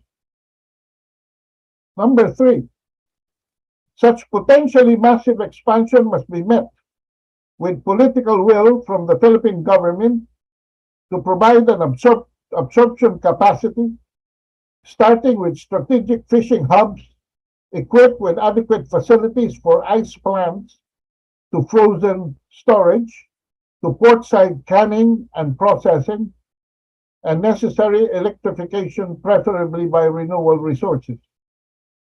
While working for the Philippine Embassy in Washington, D.C. in the late 80s, I had the privilege of participating in one such huge absorptive capacity building in General Santos, a seed funded by the United States. There was nothing that followed that great endeavor. And so with China, I would like to propose 6 strategic hubs, 2 in Luzon, 1 in Visayas, and 3 in Mindanao, that is outlined in the working paper that I have submitted to the chat room. Number 4, there is also an immediate need to arrest the progressive decline of fish catch in our inland and coastal waters, where fishing efforts have gone beyond sustainable levels. This is where I welcome the suggestions of Mr. Ming Wanchao, especially when in government, he said, building ties, in research, scientific support, and in business investment to increase revenues. We need to establish more protected areas and spawning sanctuaries and resolutely enforce closed fishing sessions to allow mature juvenile fish to grow to marketable size, and a massive educational campaign among our people to respect such new culture and way of doing business. There is also an immediate need to rehabilitate our mangroves, seagrass, and algae beds, and often soft-bottom communities. Of special concern are the coral reefs covering 27,000 square kilometers, known all over the world for being home to 533 species of corals and about 2,000 marine fish species, exceeding Australia's barrier reef. But due to wanton overfishing, fish abundance have been estimated to have declined 50 down to 20 tons per square kilometer compared with 100 for pristine coral reefs. Number 5, compared with the aquaculture in Vietnam and Thailand, we have a long way to go in further expanding fish pens, fish cages, fish ponds in our lakes, rivers, reservoir, and in coastal brackish waters, as well as sea-based mariculture, such as one that Mr. Ming informed us in Subic Bay, this deep water cage culture base for sea bass and golden trumpet. We need to improve hatchery and grow out technologies and brood stock farms. We need to scale up research and development in biology, breeding, fry production, nutrition, culture, and fish health for new species like crabs, sea bass, gropers, abalone, and maybe even Pacific blue fin tuna. And we definitely have to secure investment and provide certain areas for small fishermen and their cooperatives, while providing locators with incentives like in export processing zones. Number 6, there's so much upside potential for our fishery sector. However, in addition to addressing technological, ecological, and economic challenges, we need to have the appropriate fisheries policies and management systems and institutions in place. It is necessary to build and strengthen the capabilities of local governments, non-government organizations, and local communities whose participation is key to every governance success. The key, number 7, challenge of the new fisheries paradigm is so ambitious Our best bet for success is partnering with China on this Herculean task. The Chinese liberated 800 million of their people from the poverty line in just about 30 years. It is the only nation that has preferential option to help developing countries such as ours with the least conditionality. China is forecast to account for 38% of the fish supply for the world's human consumption by 2030. It will be foolhardy not to join that bandwagon. So let's start a deliberate cooperation now and borrow China's roadmaps. Number 8, in fact, even in the areas of cooperation on maritime law enforcement and cooperation in the protection of marine environment, this is where I suggest that in the absence yet of the ASEAN-China Code of Conduct, that we bilaterally move forward to joint China-Philippine Coast Guard patrols, especially as we venture outside our territorial waters, around the Philippines. In the light of the ASEAN century that is starting to blossom in the horizon, China has invited all nations to share its vision to build a community of shared future for mankind. Being the closest country to China with its soft belly in the South China Sea to our face, I am optimistic China will lean backward as we constructively leverage our geopolitical location to be her most important strategic partner in helping alleviate hunger in this planet. Thank you very much and good day. Thank you very much, Kaado, or Mr. Adolfo Paglinawan, for that very enlightening and very informative presentation. I think what Kaado have explained to us or shared with us is more on the problems, no, and realities that the Philippines fishery industry is facing at the moment, no. At the same time, what he is trying to say as well, from the way I see it, is with all the challenges that we have in the country, well, the Philippines, it's very important really to have a very good or for China and the Philippines to work together, or for China even to help the Philippines, no, in the fishery in the fishery area or field, especially when you talk about cultivating different possible joint cooperation, as what also explained by Dr. Ming earlier. And I hope those cooperation and cooperative ventures between the two countries, not only at the state to state level, but even industry to industry level, because this is fishery, no? And when you talk about fishery, there's a lot of industry as well in this country because we are a coastal state. So I think it will also push through. And Kaado actually pointed out many steps and it's like a proposal on his side, what to do, what Filipinos should do, and at the same time, how we can possibly cooperate with China, and in what sense China can also be more relevant to the Philippines when you talk about fishery or the fishing industry of the country. So, yeah. Yes, Mr. Daipan? Okay, thank you. Mr. Paglinawan is really excellent on fishery resources. So he talks about the agenda situation the Filipino fishermen are facing, growing population, and also increasing exhausted fishery resources. So in this regard, he proposed the close cooperation between China and the Philippines. He's right. China has very mature fishery and breeding technology. So China and the Philippines can have deeper cooperation in the field. So maybe some coastal province in the Philippines can cooperate with our Canton province in some breeding technology in the future. So maybe Dr. Min and Mr. Paglinawan can share your ideas in the future. So hopefully in the future, on the table of ordinary Filipino, except milkfish, you may have more alternative. Okay, yeah. So when you have our last speakers, Dr. Zhu Xuan, and she's a distinguished fellow of from GGI. She will speak on cooperation in protection and marine environment. Okay, welcome, Dr. Zhu Xuan.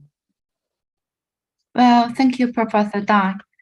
Well, it's my great honor to attend this webinar on this important topic, the China-Philippine cooperation on marine environmental protection. And my background is mainly on ocean environmental policy and related international cooperation. I have been working to support the APEC ocean-related cooperation and the Intergovernmental Oceanographic Commission meetings for the past years.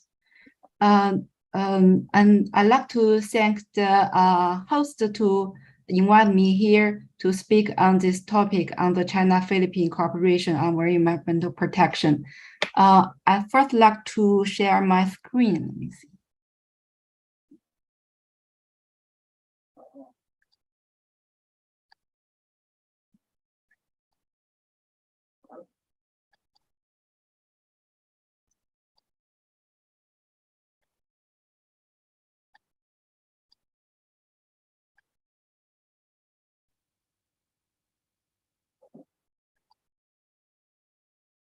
Well, can you see my screen?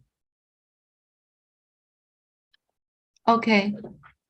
Yes, we can see it. Yeah, actually, I would like to say some words about the topic, marine environment protection. Actually, we all know that in recent years, ocean conservation has become an important topic for international community. Well, only in this year, 2022, we see several high-level international conferences held focused on ocean conservation. For example, the UN Ocean Conference held in Portugal, July, and the One Ocean Summit held in France, February, and the 5th UN Environmental Assembly held in Nairobi in March. Well, all these conferences put the protection of ocean and sustainable development in their central agenda. And heads of government, scientific institute, and NGOs come together to discuss and think about innovative solutions to restore the ocean health. Well, this is the outline of my speech. I will first briefly introduce the state and trend of typical marine ecosystems in East Asia and Southeast Asia. And then I will talk about briefly on the global progress on ocean conservation. And then I will talk about the multi-level and the bilateral cooperation between China and the Philippines on marine environment protection. And the last, I will talk about some personal understandings for future cooperation. First, I'd like to show some figures. Well, as our previous speaker, Professor Adolfo just said that the Southeast Asia actually is a hotspot of marine biodiversity in worldwide. We can see this picture, the left up the finger. It shows the global pattern of marine biodiversity. And the red area shows that the Southeast Asia and East Asia displays the highest level of marine biodiversity.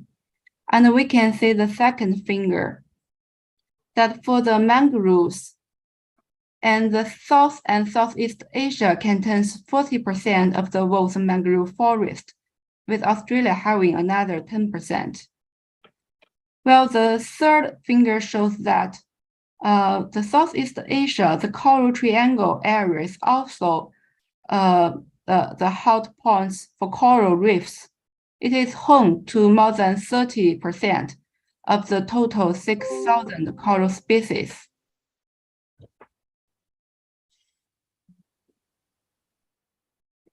Well, actually, ocean provide human societies with a lot of wealth, livelihood, and economic service. But actually, our ocean is facing facing threats. Actually, nearly 20% of mangroves and seagrasses species have been identified as threatened or near threatened. Actually, the figure in the Southeast Asia is even higher. So we are facing the paradox that we see the growth in ocean economy, but at the same time, we can see rapid decline in ocean health. So it's time to have actions.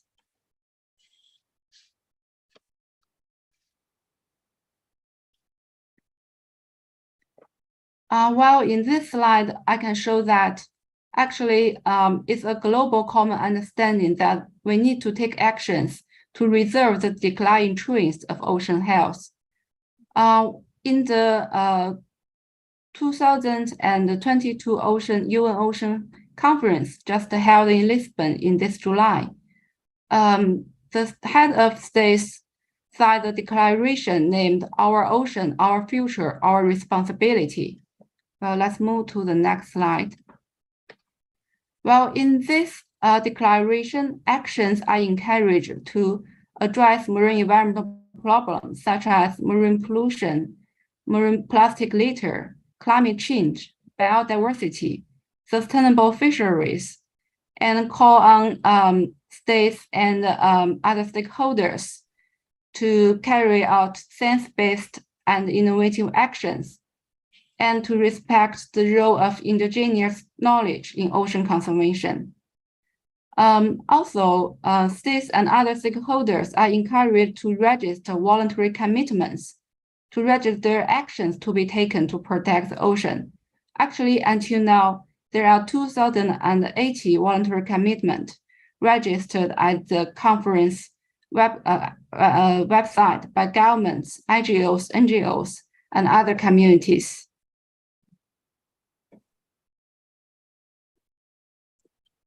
Well, here I want to show some examples of the voluntary commitment registered by China and the Philippines, and by both sides. Well, we can say that the Philippines registered the voluntary commitment to strengthen marine protected area to conserve marine key biodiversity area.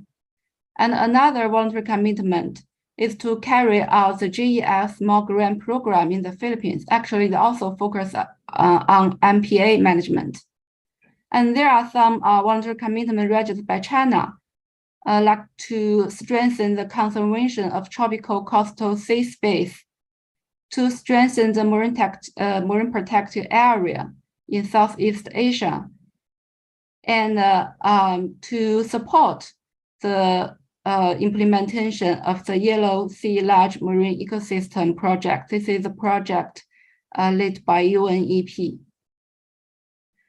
Very interesting that I also found some voluntary commitment registered by both China and the Philippines.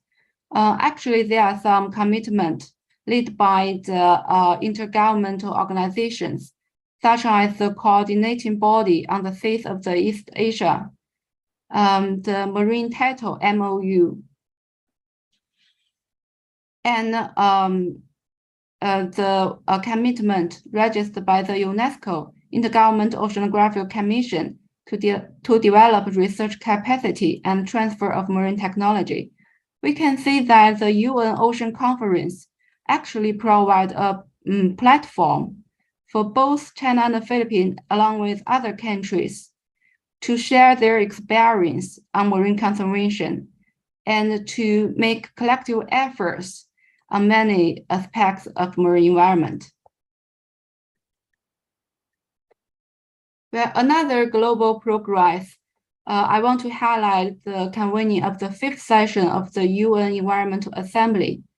Well, in this conference, the head of delegates make a resolution named "End Plastic Pollution" toward an internationally legally binding instrument.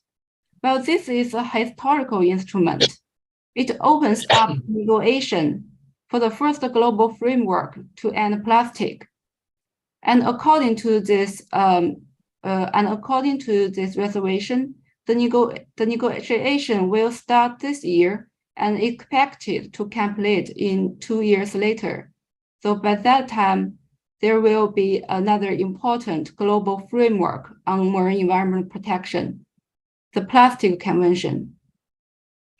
Well, another global framework is the UN Decade of Ocean Science for Sustainable Development. The decade starts last year, 2021, and will complete in 2030. Well, for 10 years, this decade call on all states and scientific community stakeholders to carry out scientific programs to better understand our oceans and protect our oceans. Actually, until now, there are over 200 projects and other contributions registered by government and stakeholders under this framework.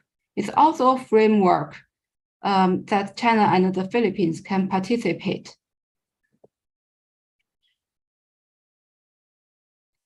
Then I'll talk about the multi-level cooperation.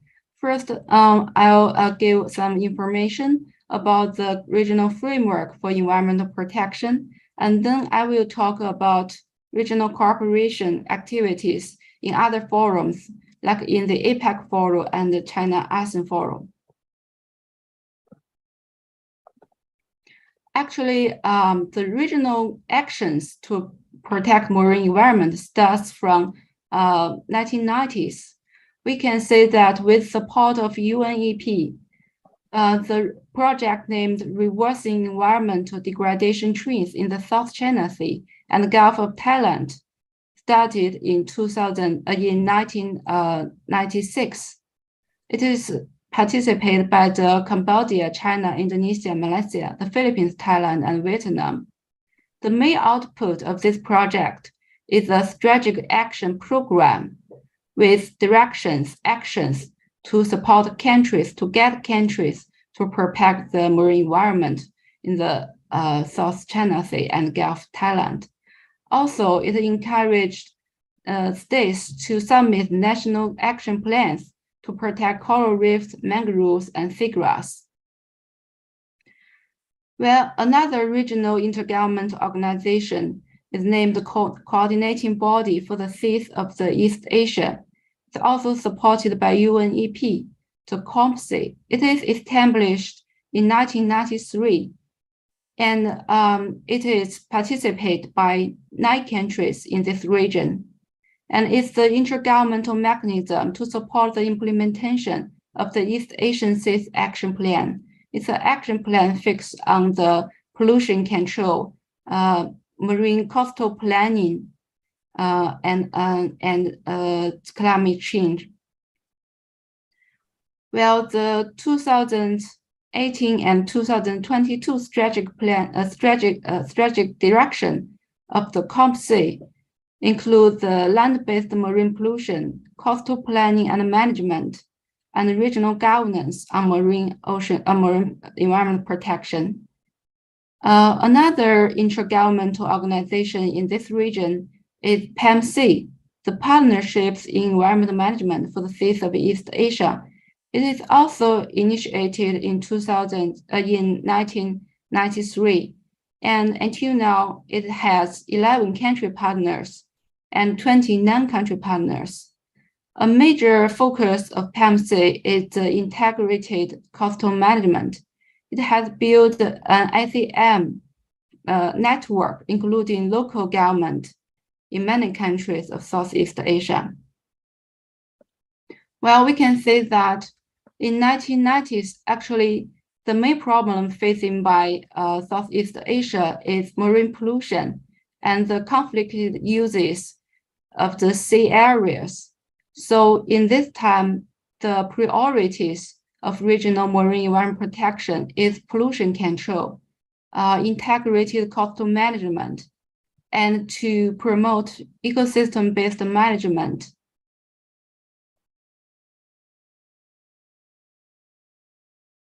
Well, here I want to talk about some of the cooperation acts between China and the Philippines under the APEC framework.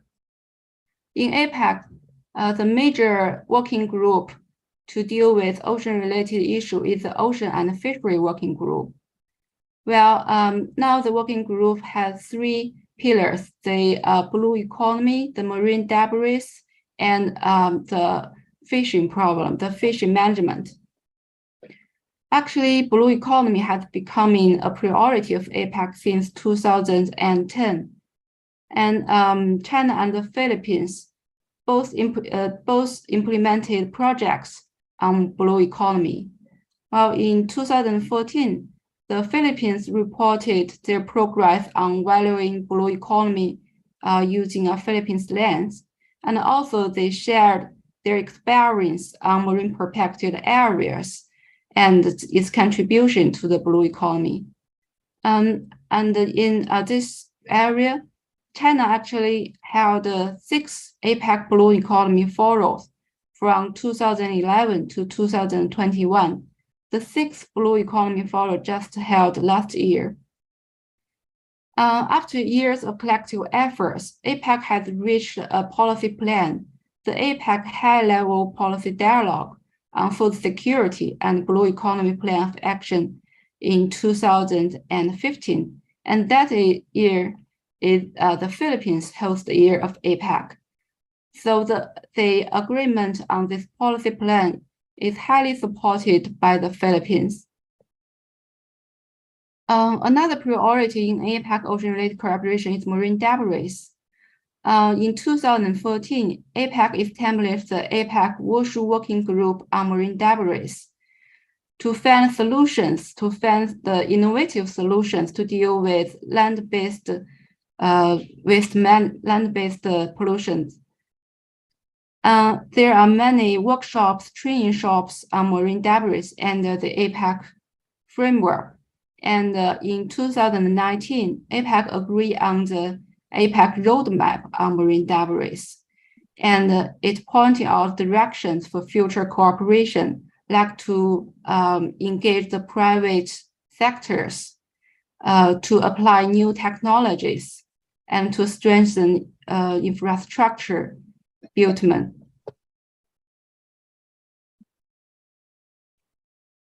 Well, blue economy is also a hot topic in the China-ASEAN cooperation.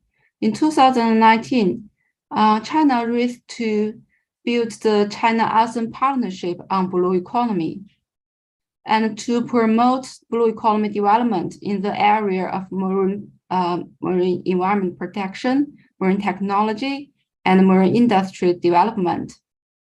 Actually, after that, in 2020 and 2021, China and ASEAN countries held 2 Jakarta Forum on exploring China as a partnership for blue economy, promoted the experience sharing on blue economy. Last year, 2021, the ASEAN leaders endorsed the ASEAN Leaders Declaration on Blue Economy. In this declaration, blue economy is understood as the sustainable, resilient, and inclusive use, governance, management, and conservation of oceans, seas, as well as marine resources for economic growth.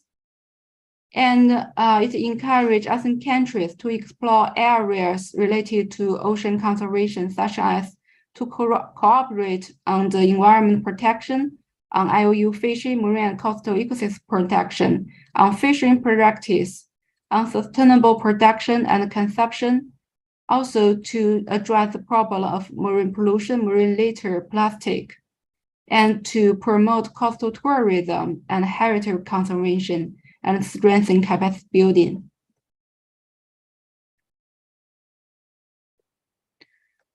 Well, actually, ASEAN also had a history to cooperate on marine debris.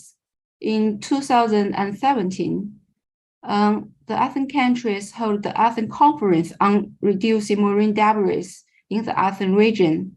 As the outcome of this conference, it's later developed into the ASEAN Framework of Action on Marine Debris. It had priority areas such as policy support and planning, research, innovation, capacity building, public awareness, education outreach, and private sector engagement. And in 2018, in the 13th East Asia Summit, the East Asia Summit leaders agreed on the East Asia Summit leader statement on combating marine plastic debris.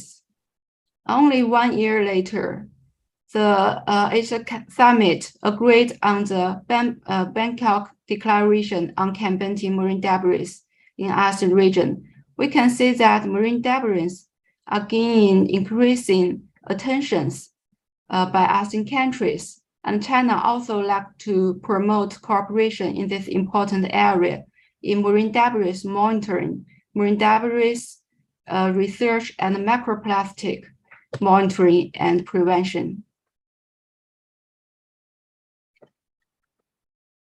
Well, many previous speakers talk about the Philippines-China bilateral consultation mechanism on the South China Sea, the BCM mechanism. Well, it held 6 meetings until 2021. It has 3 working groups, and the 3rd working group is about marine environment protection and marine scientific research. Under this working group, China and the Philippines has great potentials to explore the possible areas and pathways to deepen cooperation on marine environment protection. Also, marine environment protection is mentioned in the joint statement between China and the Philippines in 2018. In paragraph 27, it is said that both sides agreed to strengthen existing cooperation mechanisms, agreed to cooperate in the implementation of relevant international maritime instruments to ensure the safety of life at sea, the marine environment protection, and human resource development. We can say that marine environmental protection is a key part of the joint statement. And well, the last part of my speech is about the future directions between China and the Philippines. First, I would say that the marine environment protection cooperation should be multi-level. It could be intergovernment, and it could involve private enterprises. And we can also encourage the institute and think tanks to contribute to this important area. Also, it should be inclusive. We should engage more with private sectors and investors, and cooperate with civil societies like to raise the awareness of marine environment, the outreach and education activities. Potential cooperate areas. I highlight 3 potential cooperate areas here. The first one is marine debris, including microplastic. We can promote collective monitoring, prevention, and cleanup of marine debris in the coastline of China and the Philippines. And we can have research projects to promote the sustainable production and consumption. Also, another cooperate area is blue economy. China and the Philippines could strengthen cooperation under the framework of China-ASEAN Partnership on Blue Economy. And we can also make use of the APEC Blue Economy Forum and the APEC Blue Economy pilot projects. Under these mechanisms, China and the Philippines could exchange experience and have concrete actions on blue economy development. The third area is the joint scientific research. The China and the Philippines could have the joint scientific research on marine environmental and biological survey, as the understanding of the ocean is the basis for the in-depth protection and the conservation. We should strengthen the cooperation on scientific research. The last potential area is the capacity development. Here, I want to talk about the marine scholarship of China. It's open to candidates from developing countries. and the ASEAN area is a key area of this scholarship.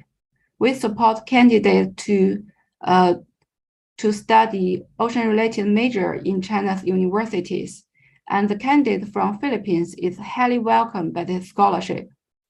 And China held training workshops on marine debris management, sustainable aquaculture, marine protected area, and act on an annual basis.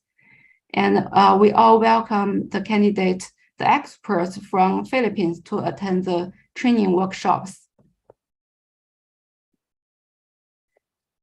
Also this year, China launched the Sustainable Blue Partner Cooperation Network. This is a network organized by the World Economic Forum and the China Oceanic Development Foundation. And it is expected to be a platform to facilitate multi-stakeholder cooperation on blue partnership, include governments and NGOs, scientific communities, and civil society to participate. Well, actually, under this cooperation network, we have 16 partnership principles to deal with climate change problem, to reducing pollution, to promote the sustainable use of marine resources, and promoting blue growth. I think this network could be a useful platform for China and the Philippines to deepen the cooperation on marine environment protection.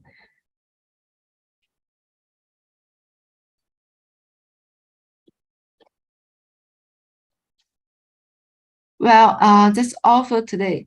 Thank you for all the experts thank you for all the experts.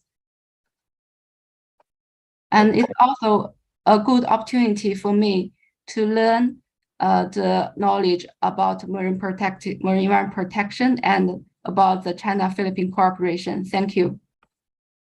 Okay, thank you, Dr. Zhu. So both the Philippines and China are facing the threats from climate change.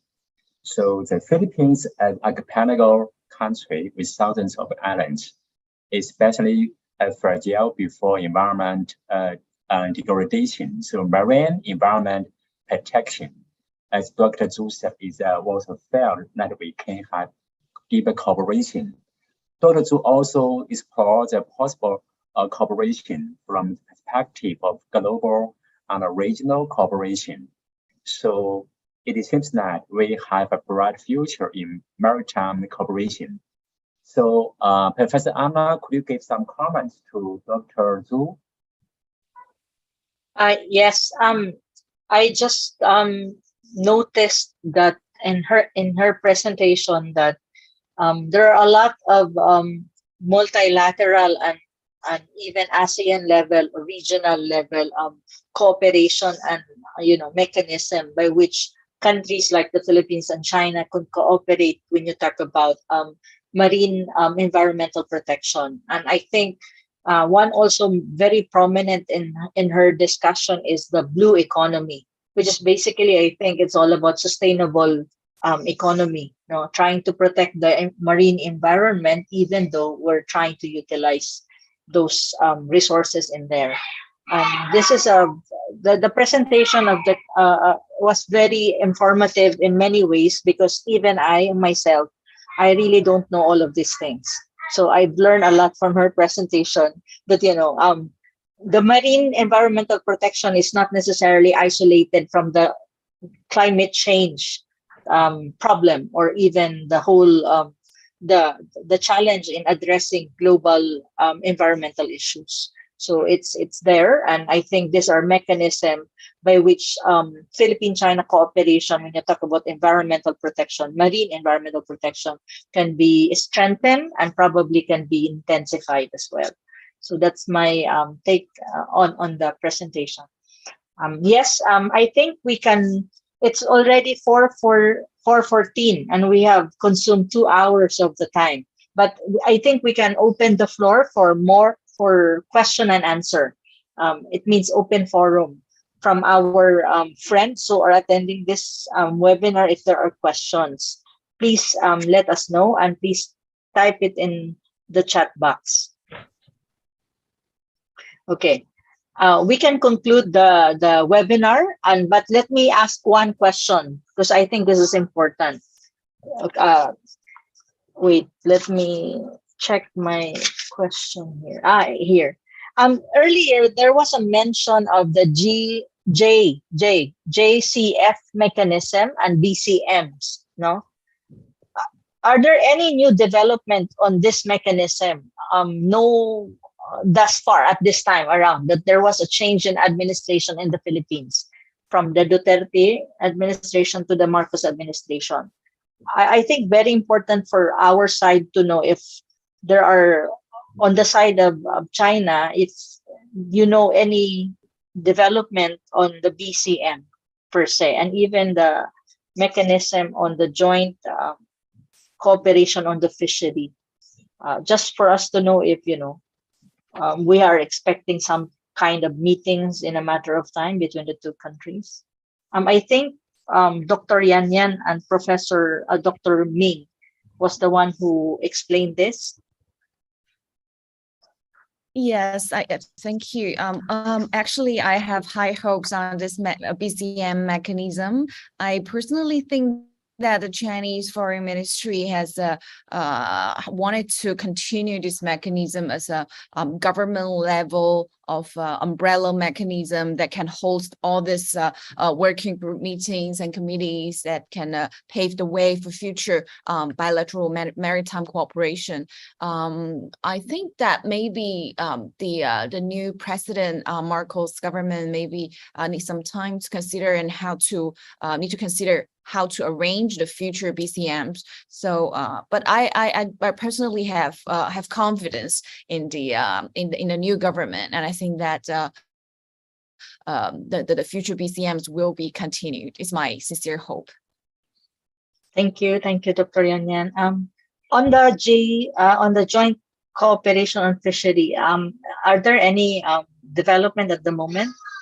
Up to now, because of the COVID-19, and I'm not sure the progress. Actually, the fourth JCF meeting should be held in 2021 in Philippines, but due to the COVID-19, it just postponed.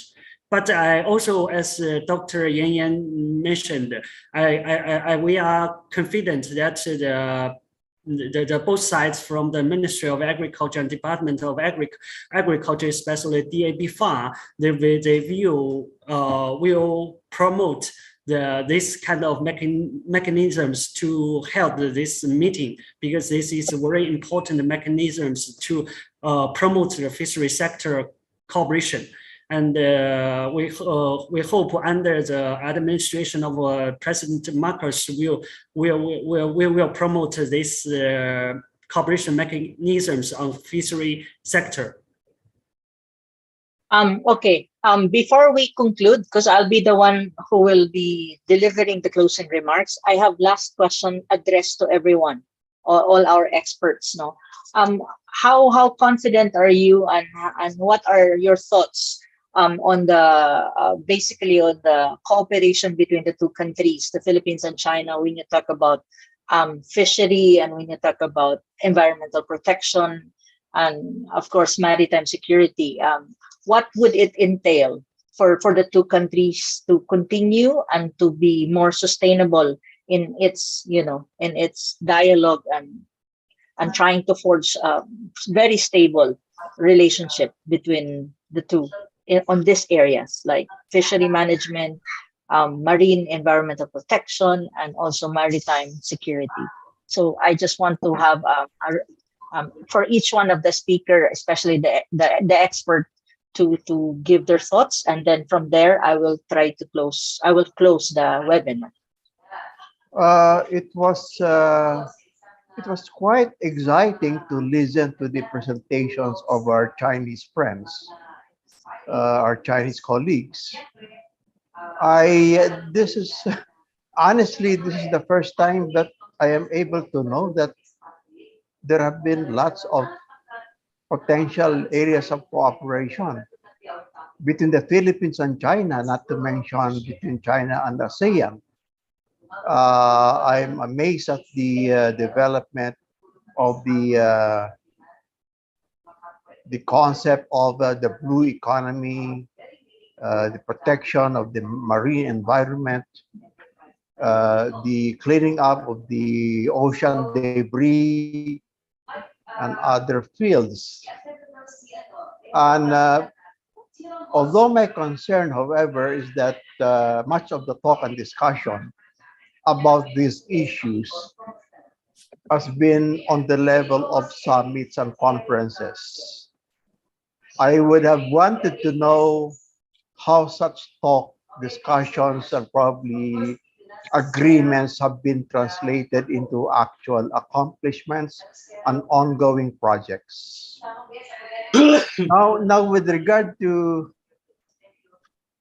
the potential of more and greater cooperation between the Philippines and China on the fishery sector, on environment, on probably even on in agriculture.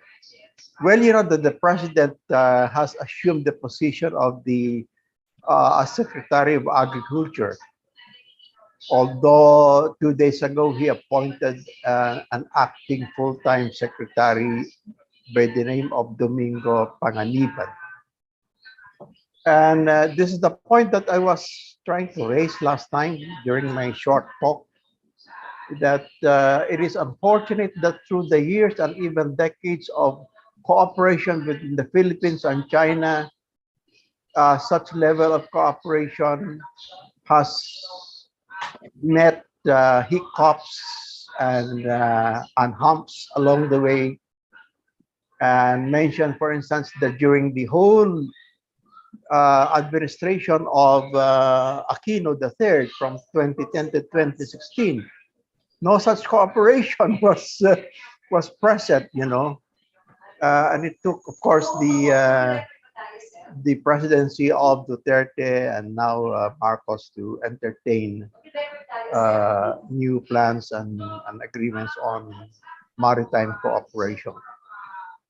So that's my point. And that is the reason why I was saying that rather than just rely on the government, rather than just rely on state-to-state relations, we should here strengthen people-to-people exchanges and think tank exchanges, because these are permanent and they have lasting, they last longer compared to the in the case of the Philippines, succession of from one president to the next, from one policy to another policy, you know, and as long as we are able to develop cooperation at our level, the people's level, and the think tank level, and the academics level, we can unite and agree on how to consolidate our cooperation to push forward any proposals, policy proposals, and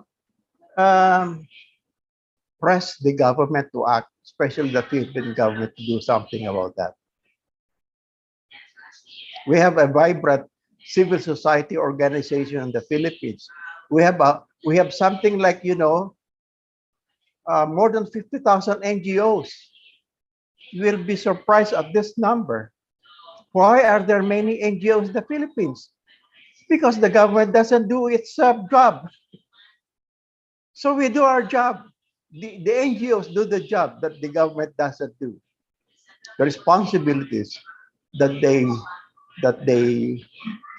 are not doing.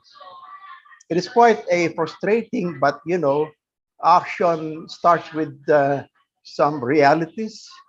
It is when we realize about the truth of the internal political conditions in the Philippines that we will be able to plan something and do something. Thank you, Anna. Thank you, Professor Bobby. Anyone who wants to have a last input before I close the whole webinar? Me? If there's yes, Dr. Yan Yang, please. Thank you, Chair.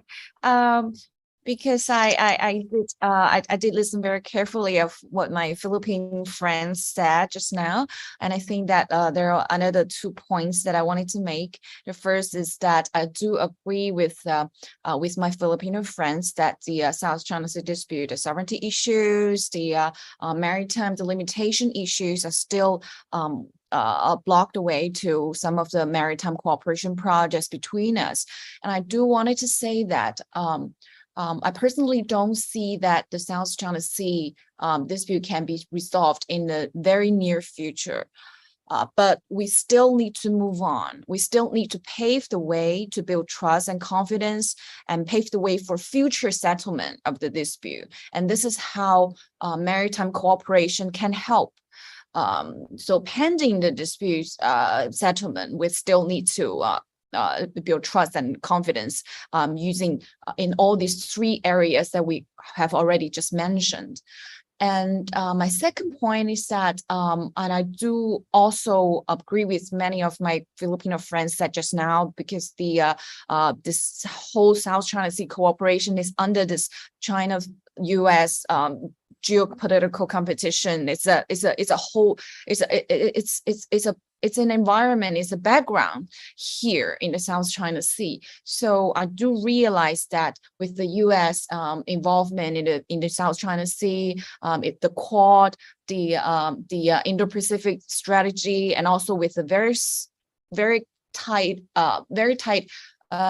very close security ties between the Philippines and the United States, there will be obstacles from the extra-regional countries for the future cooperation between China and the Philippines. So I think that the point I wanted to make is that the people, I mean, in the Philippines and in Manila and also in Beijing, we must be fully aware of what is best for us. And I think the prosperous and the peace and stability are in our own hands. So this is the second point I wanted to make. And finally, I really wanted to say that I agree with my friends saying that the people-to-people talk and communication is just very important, and it continues to be very importance in the future cooperations, no matter which government is taking place. So, and I look forward to the future Marcos government to continue the new BCM talks in the future. So that's my final talk. Thank you. Thank you, Dr. Yanyan. Anyone else before I close the webinar? Okay. If there's none, okay, let me deliver the closing remarks, for this webinar. To my co-chair and moderator of this webinar, Mr. Daipan, thank you very much for hosting it with me, and it's very nice to have someone trying to synthesize every presentation, and I appreciate that very much. To the different organizers of the webinar, I'll just want to mention them: GGI, or the Global Governance Institution, also the Asian Century Philippines Strategic Studies Institute, GTNR, EDC, and also our official media partner, the Manila Times. Thank you very much for the opportunity extended to all of us for having this webinar. I have only 3 points in my closing statement and my closing remarks. First is maritime security and safety. It's critical for promoting trade flows and the sustainability of economic growth of countries in the region, of course, including China and the Philippines. Maritime security in the region is considered as a very important issue that I hope both countries will try to persevere in forging cooperation and understanding on this matter. Another thing that I would want to re-emphasize is I have the same statement, or perception or sentiment with that of Dr. Yanyan and the rest of our panel of experts, that when you talk about sovereignty and sovereign rights issues, these are high politics, these are emotional issues that I think will never be solved anytime soon, or it's not something that can be solved overnight. These are things that will be solved in a matter of time through dialogue and through constant communication between the two sides. And even when you talk about the South China Sea, it's not just between the Philippines and China. There are other claimant states that are part of it. And it's a disputed area that is, we need to be very clear that it's not just between China and the Philippines. You have Vietnam in there, you have other claimant states, even Malaysia is part of it. No, so we need to broaden our understanding on these issues. And I think for mutual understanding between the two countries to be facilitated more and to be deepened, I think we should focus on low politics. When you talk about low politics, I think this is more on what we have discussed today, joint fishery management in the South China Sea, or in any areas for that matter that, in the region. And also environmental protection. This is not just concerning the Philippines and China. It's actually a global issue. Climate change is a global issue. Environmental protection is a global issue. I think China and the Philippines should cooperate more on this and try to bridge understanding and probably joint activities. And also maritime security, again, is important. So we are neighbors, China and the Philippines. I think we could facilitate more cooperation between neighbors rather than, trying to have other external forces that are very far from our region. And also, I think we should try to focus more on these things rather than on geopolitics.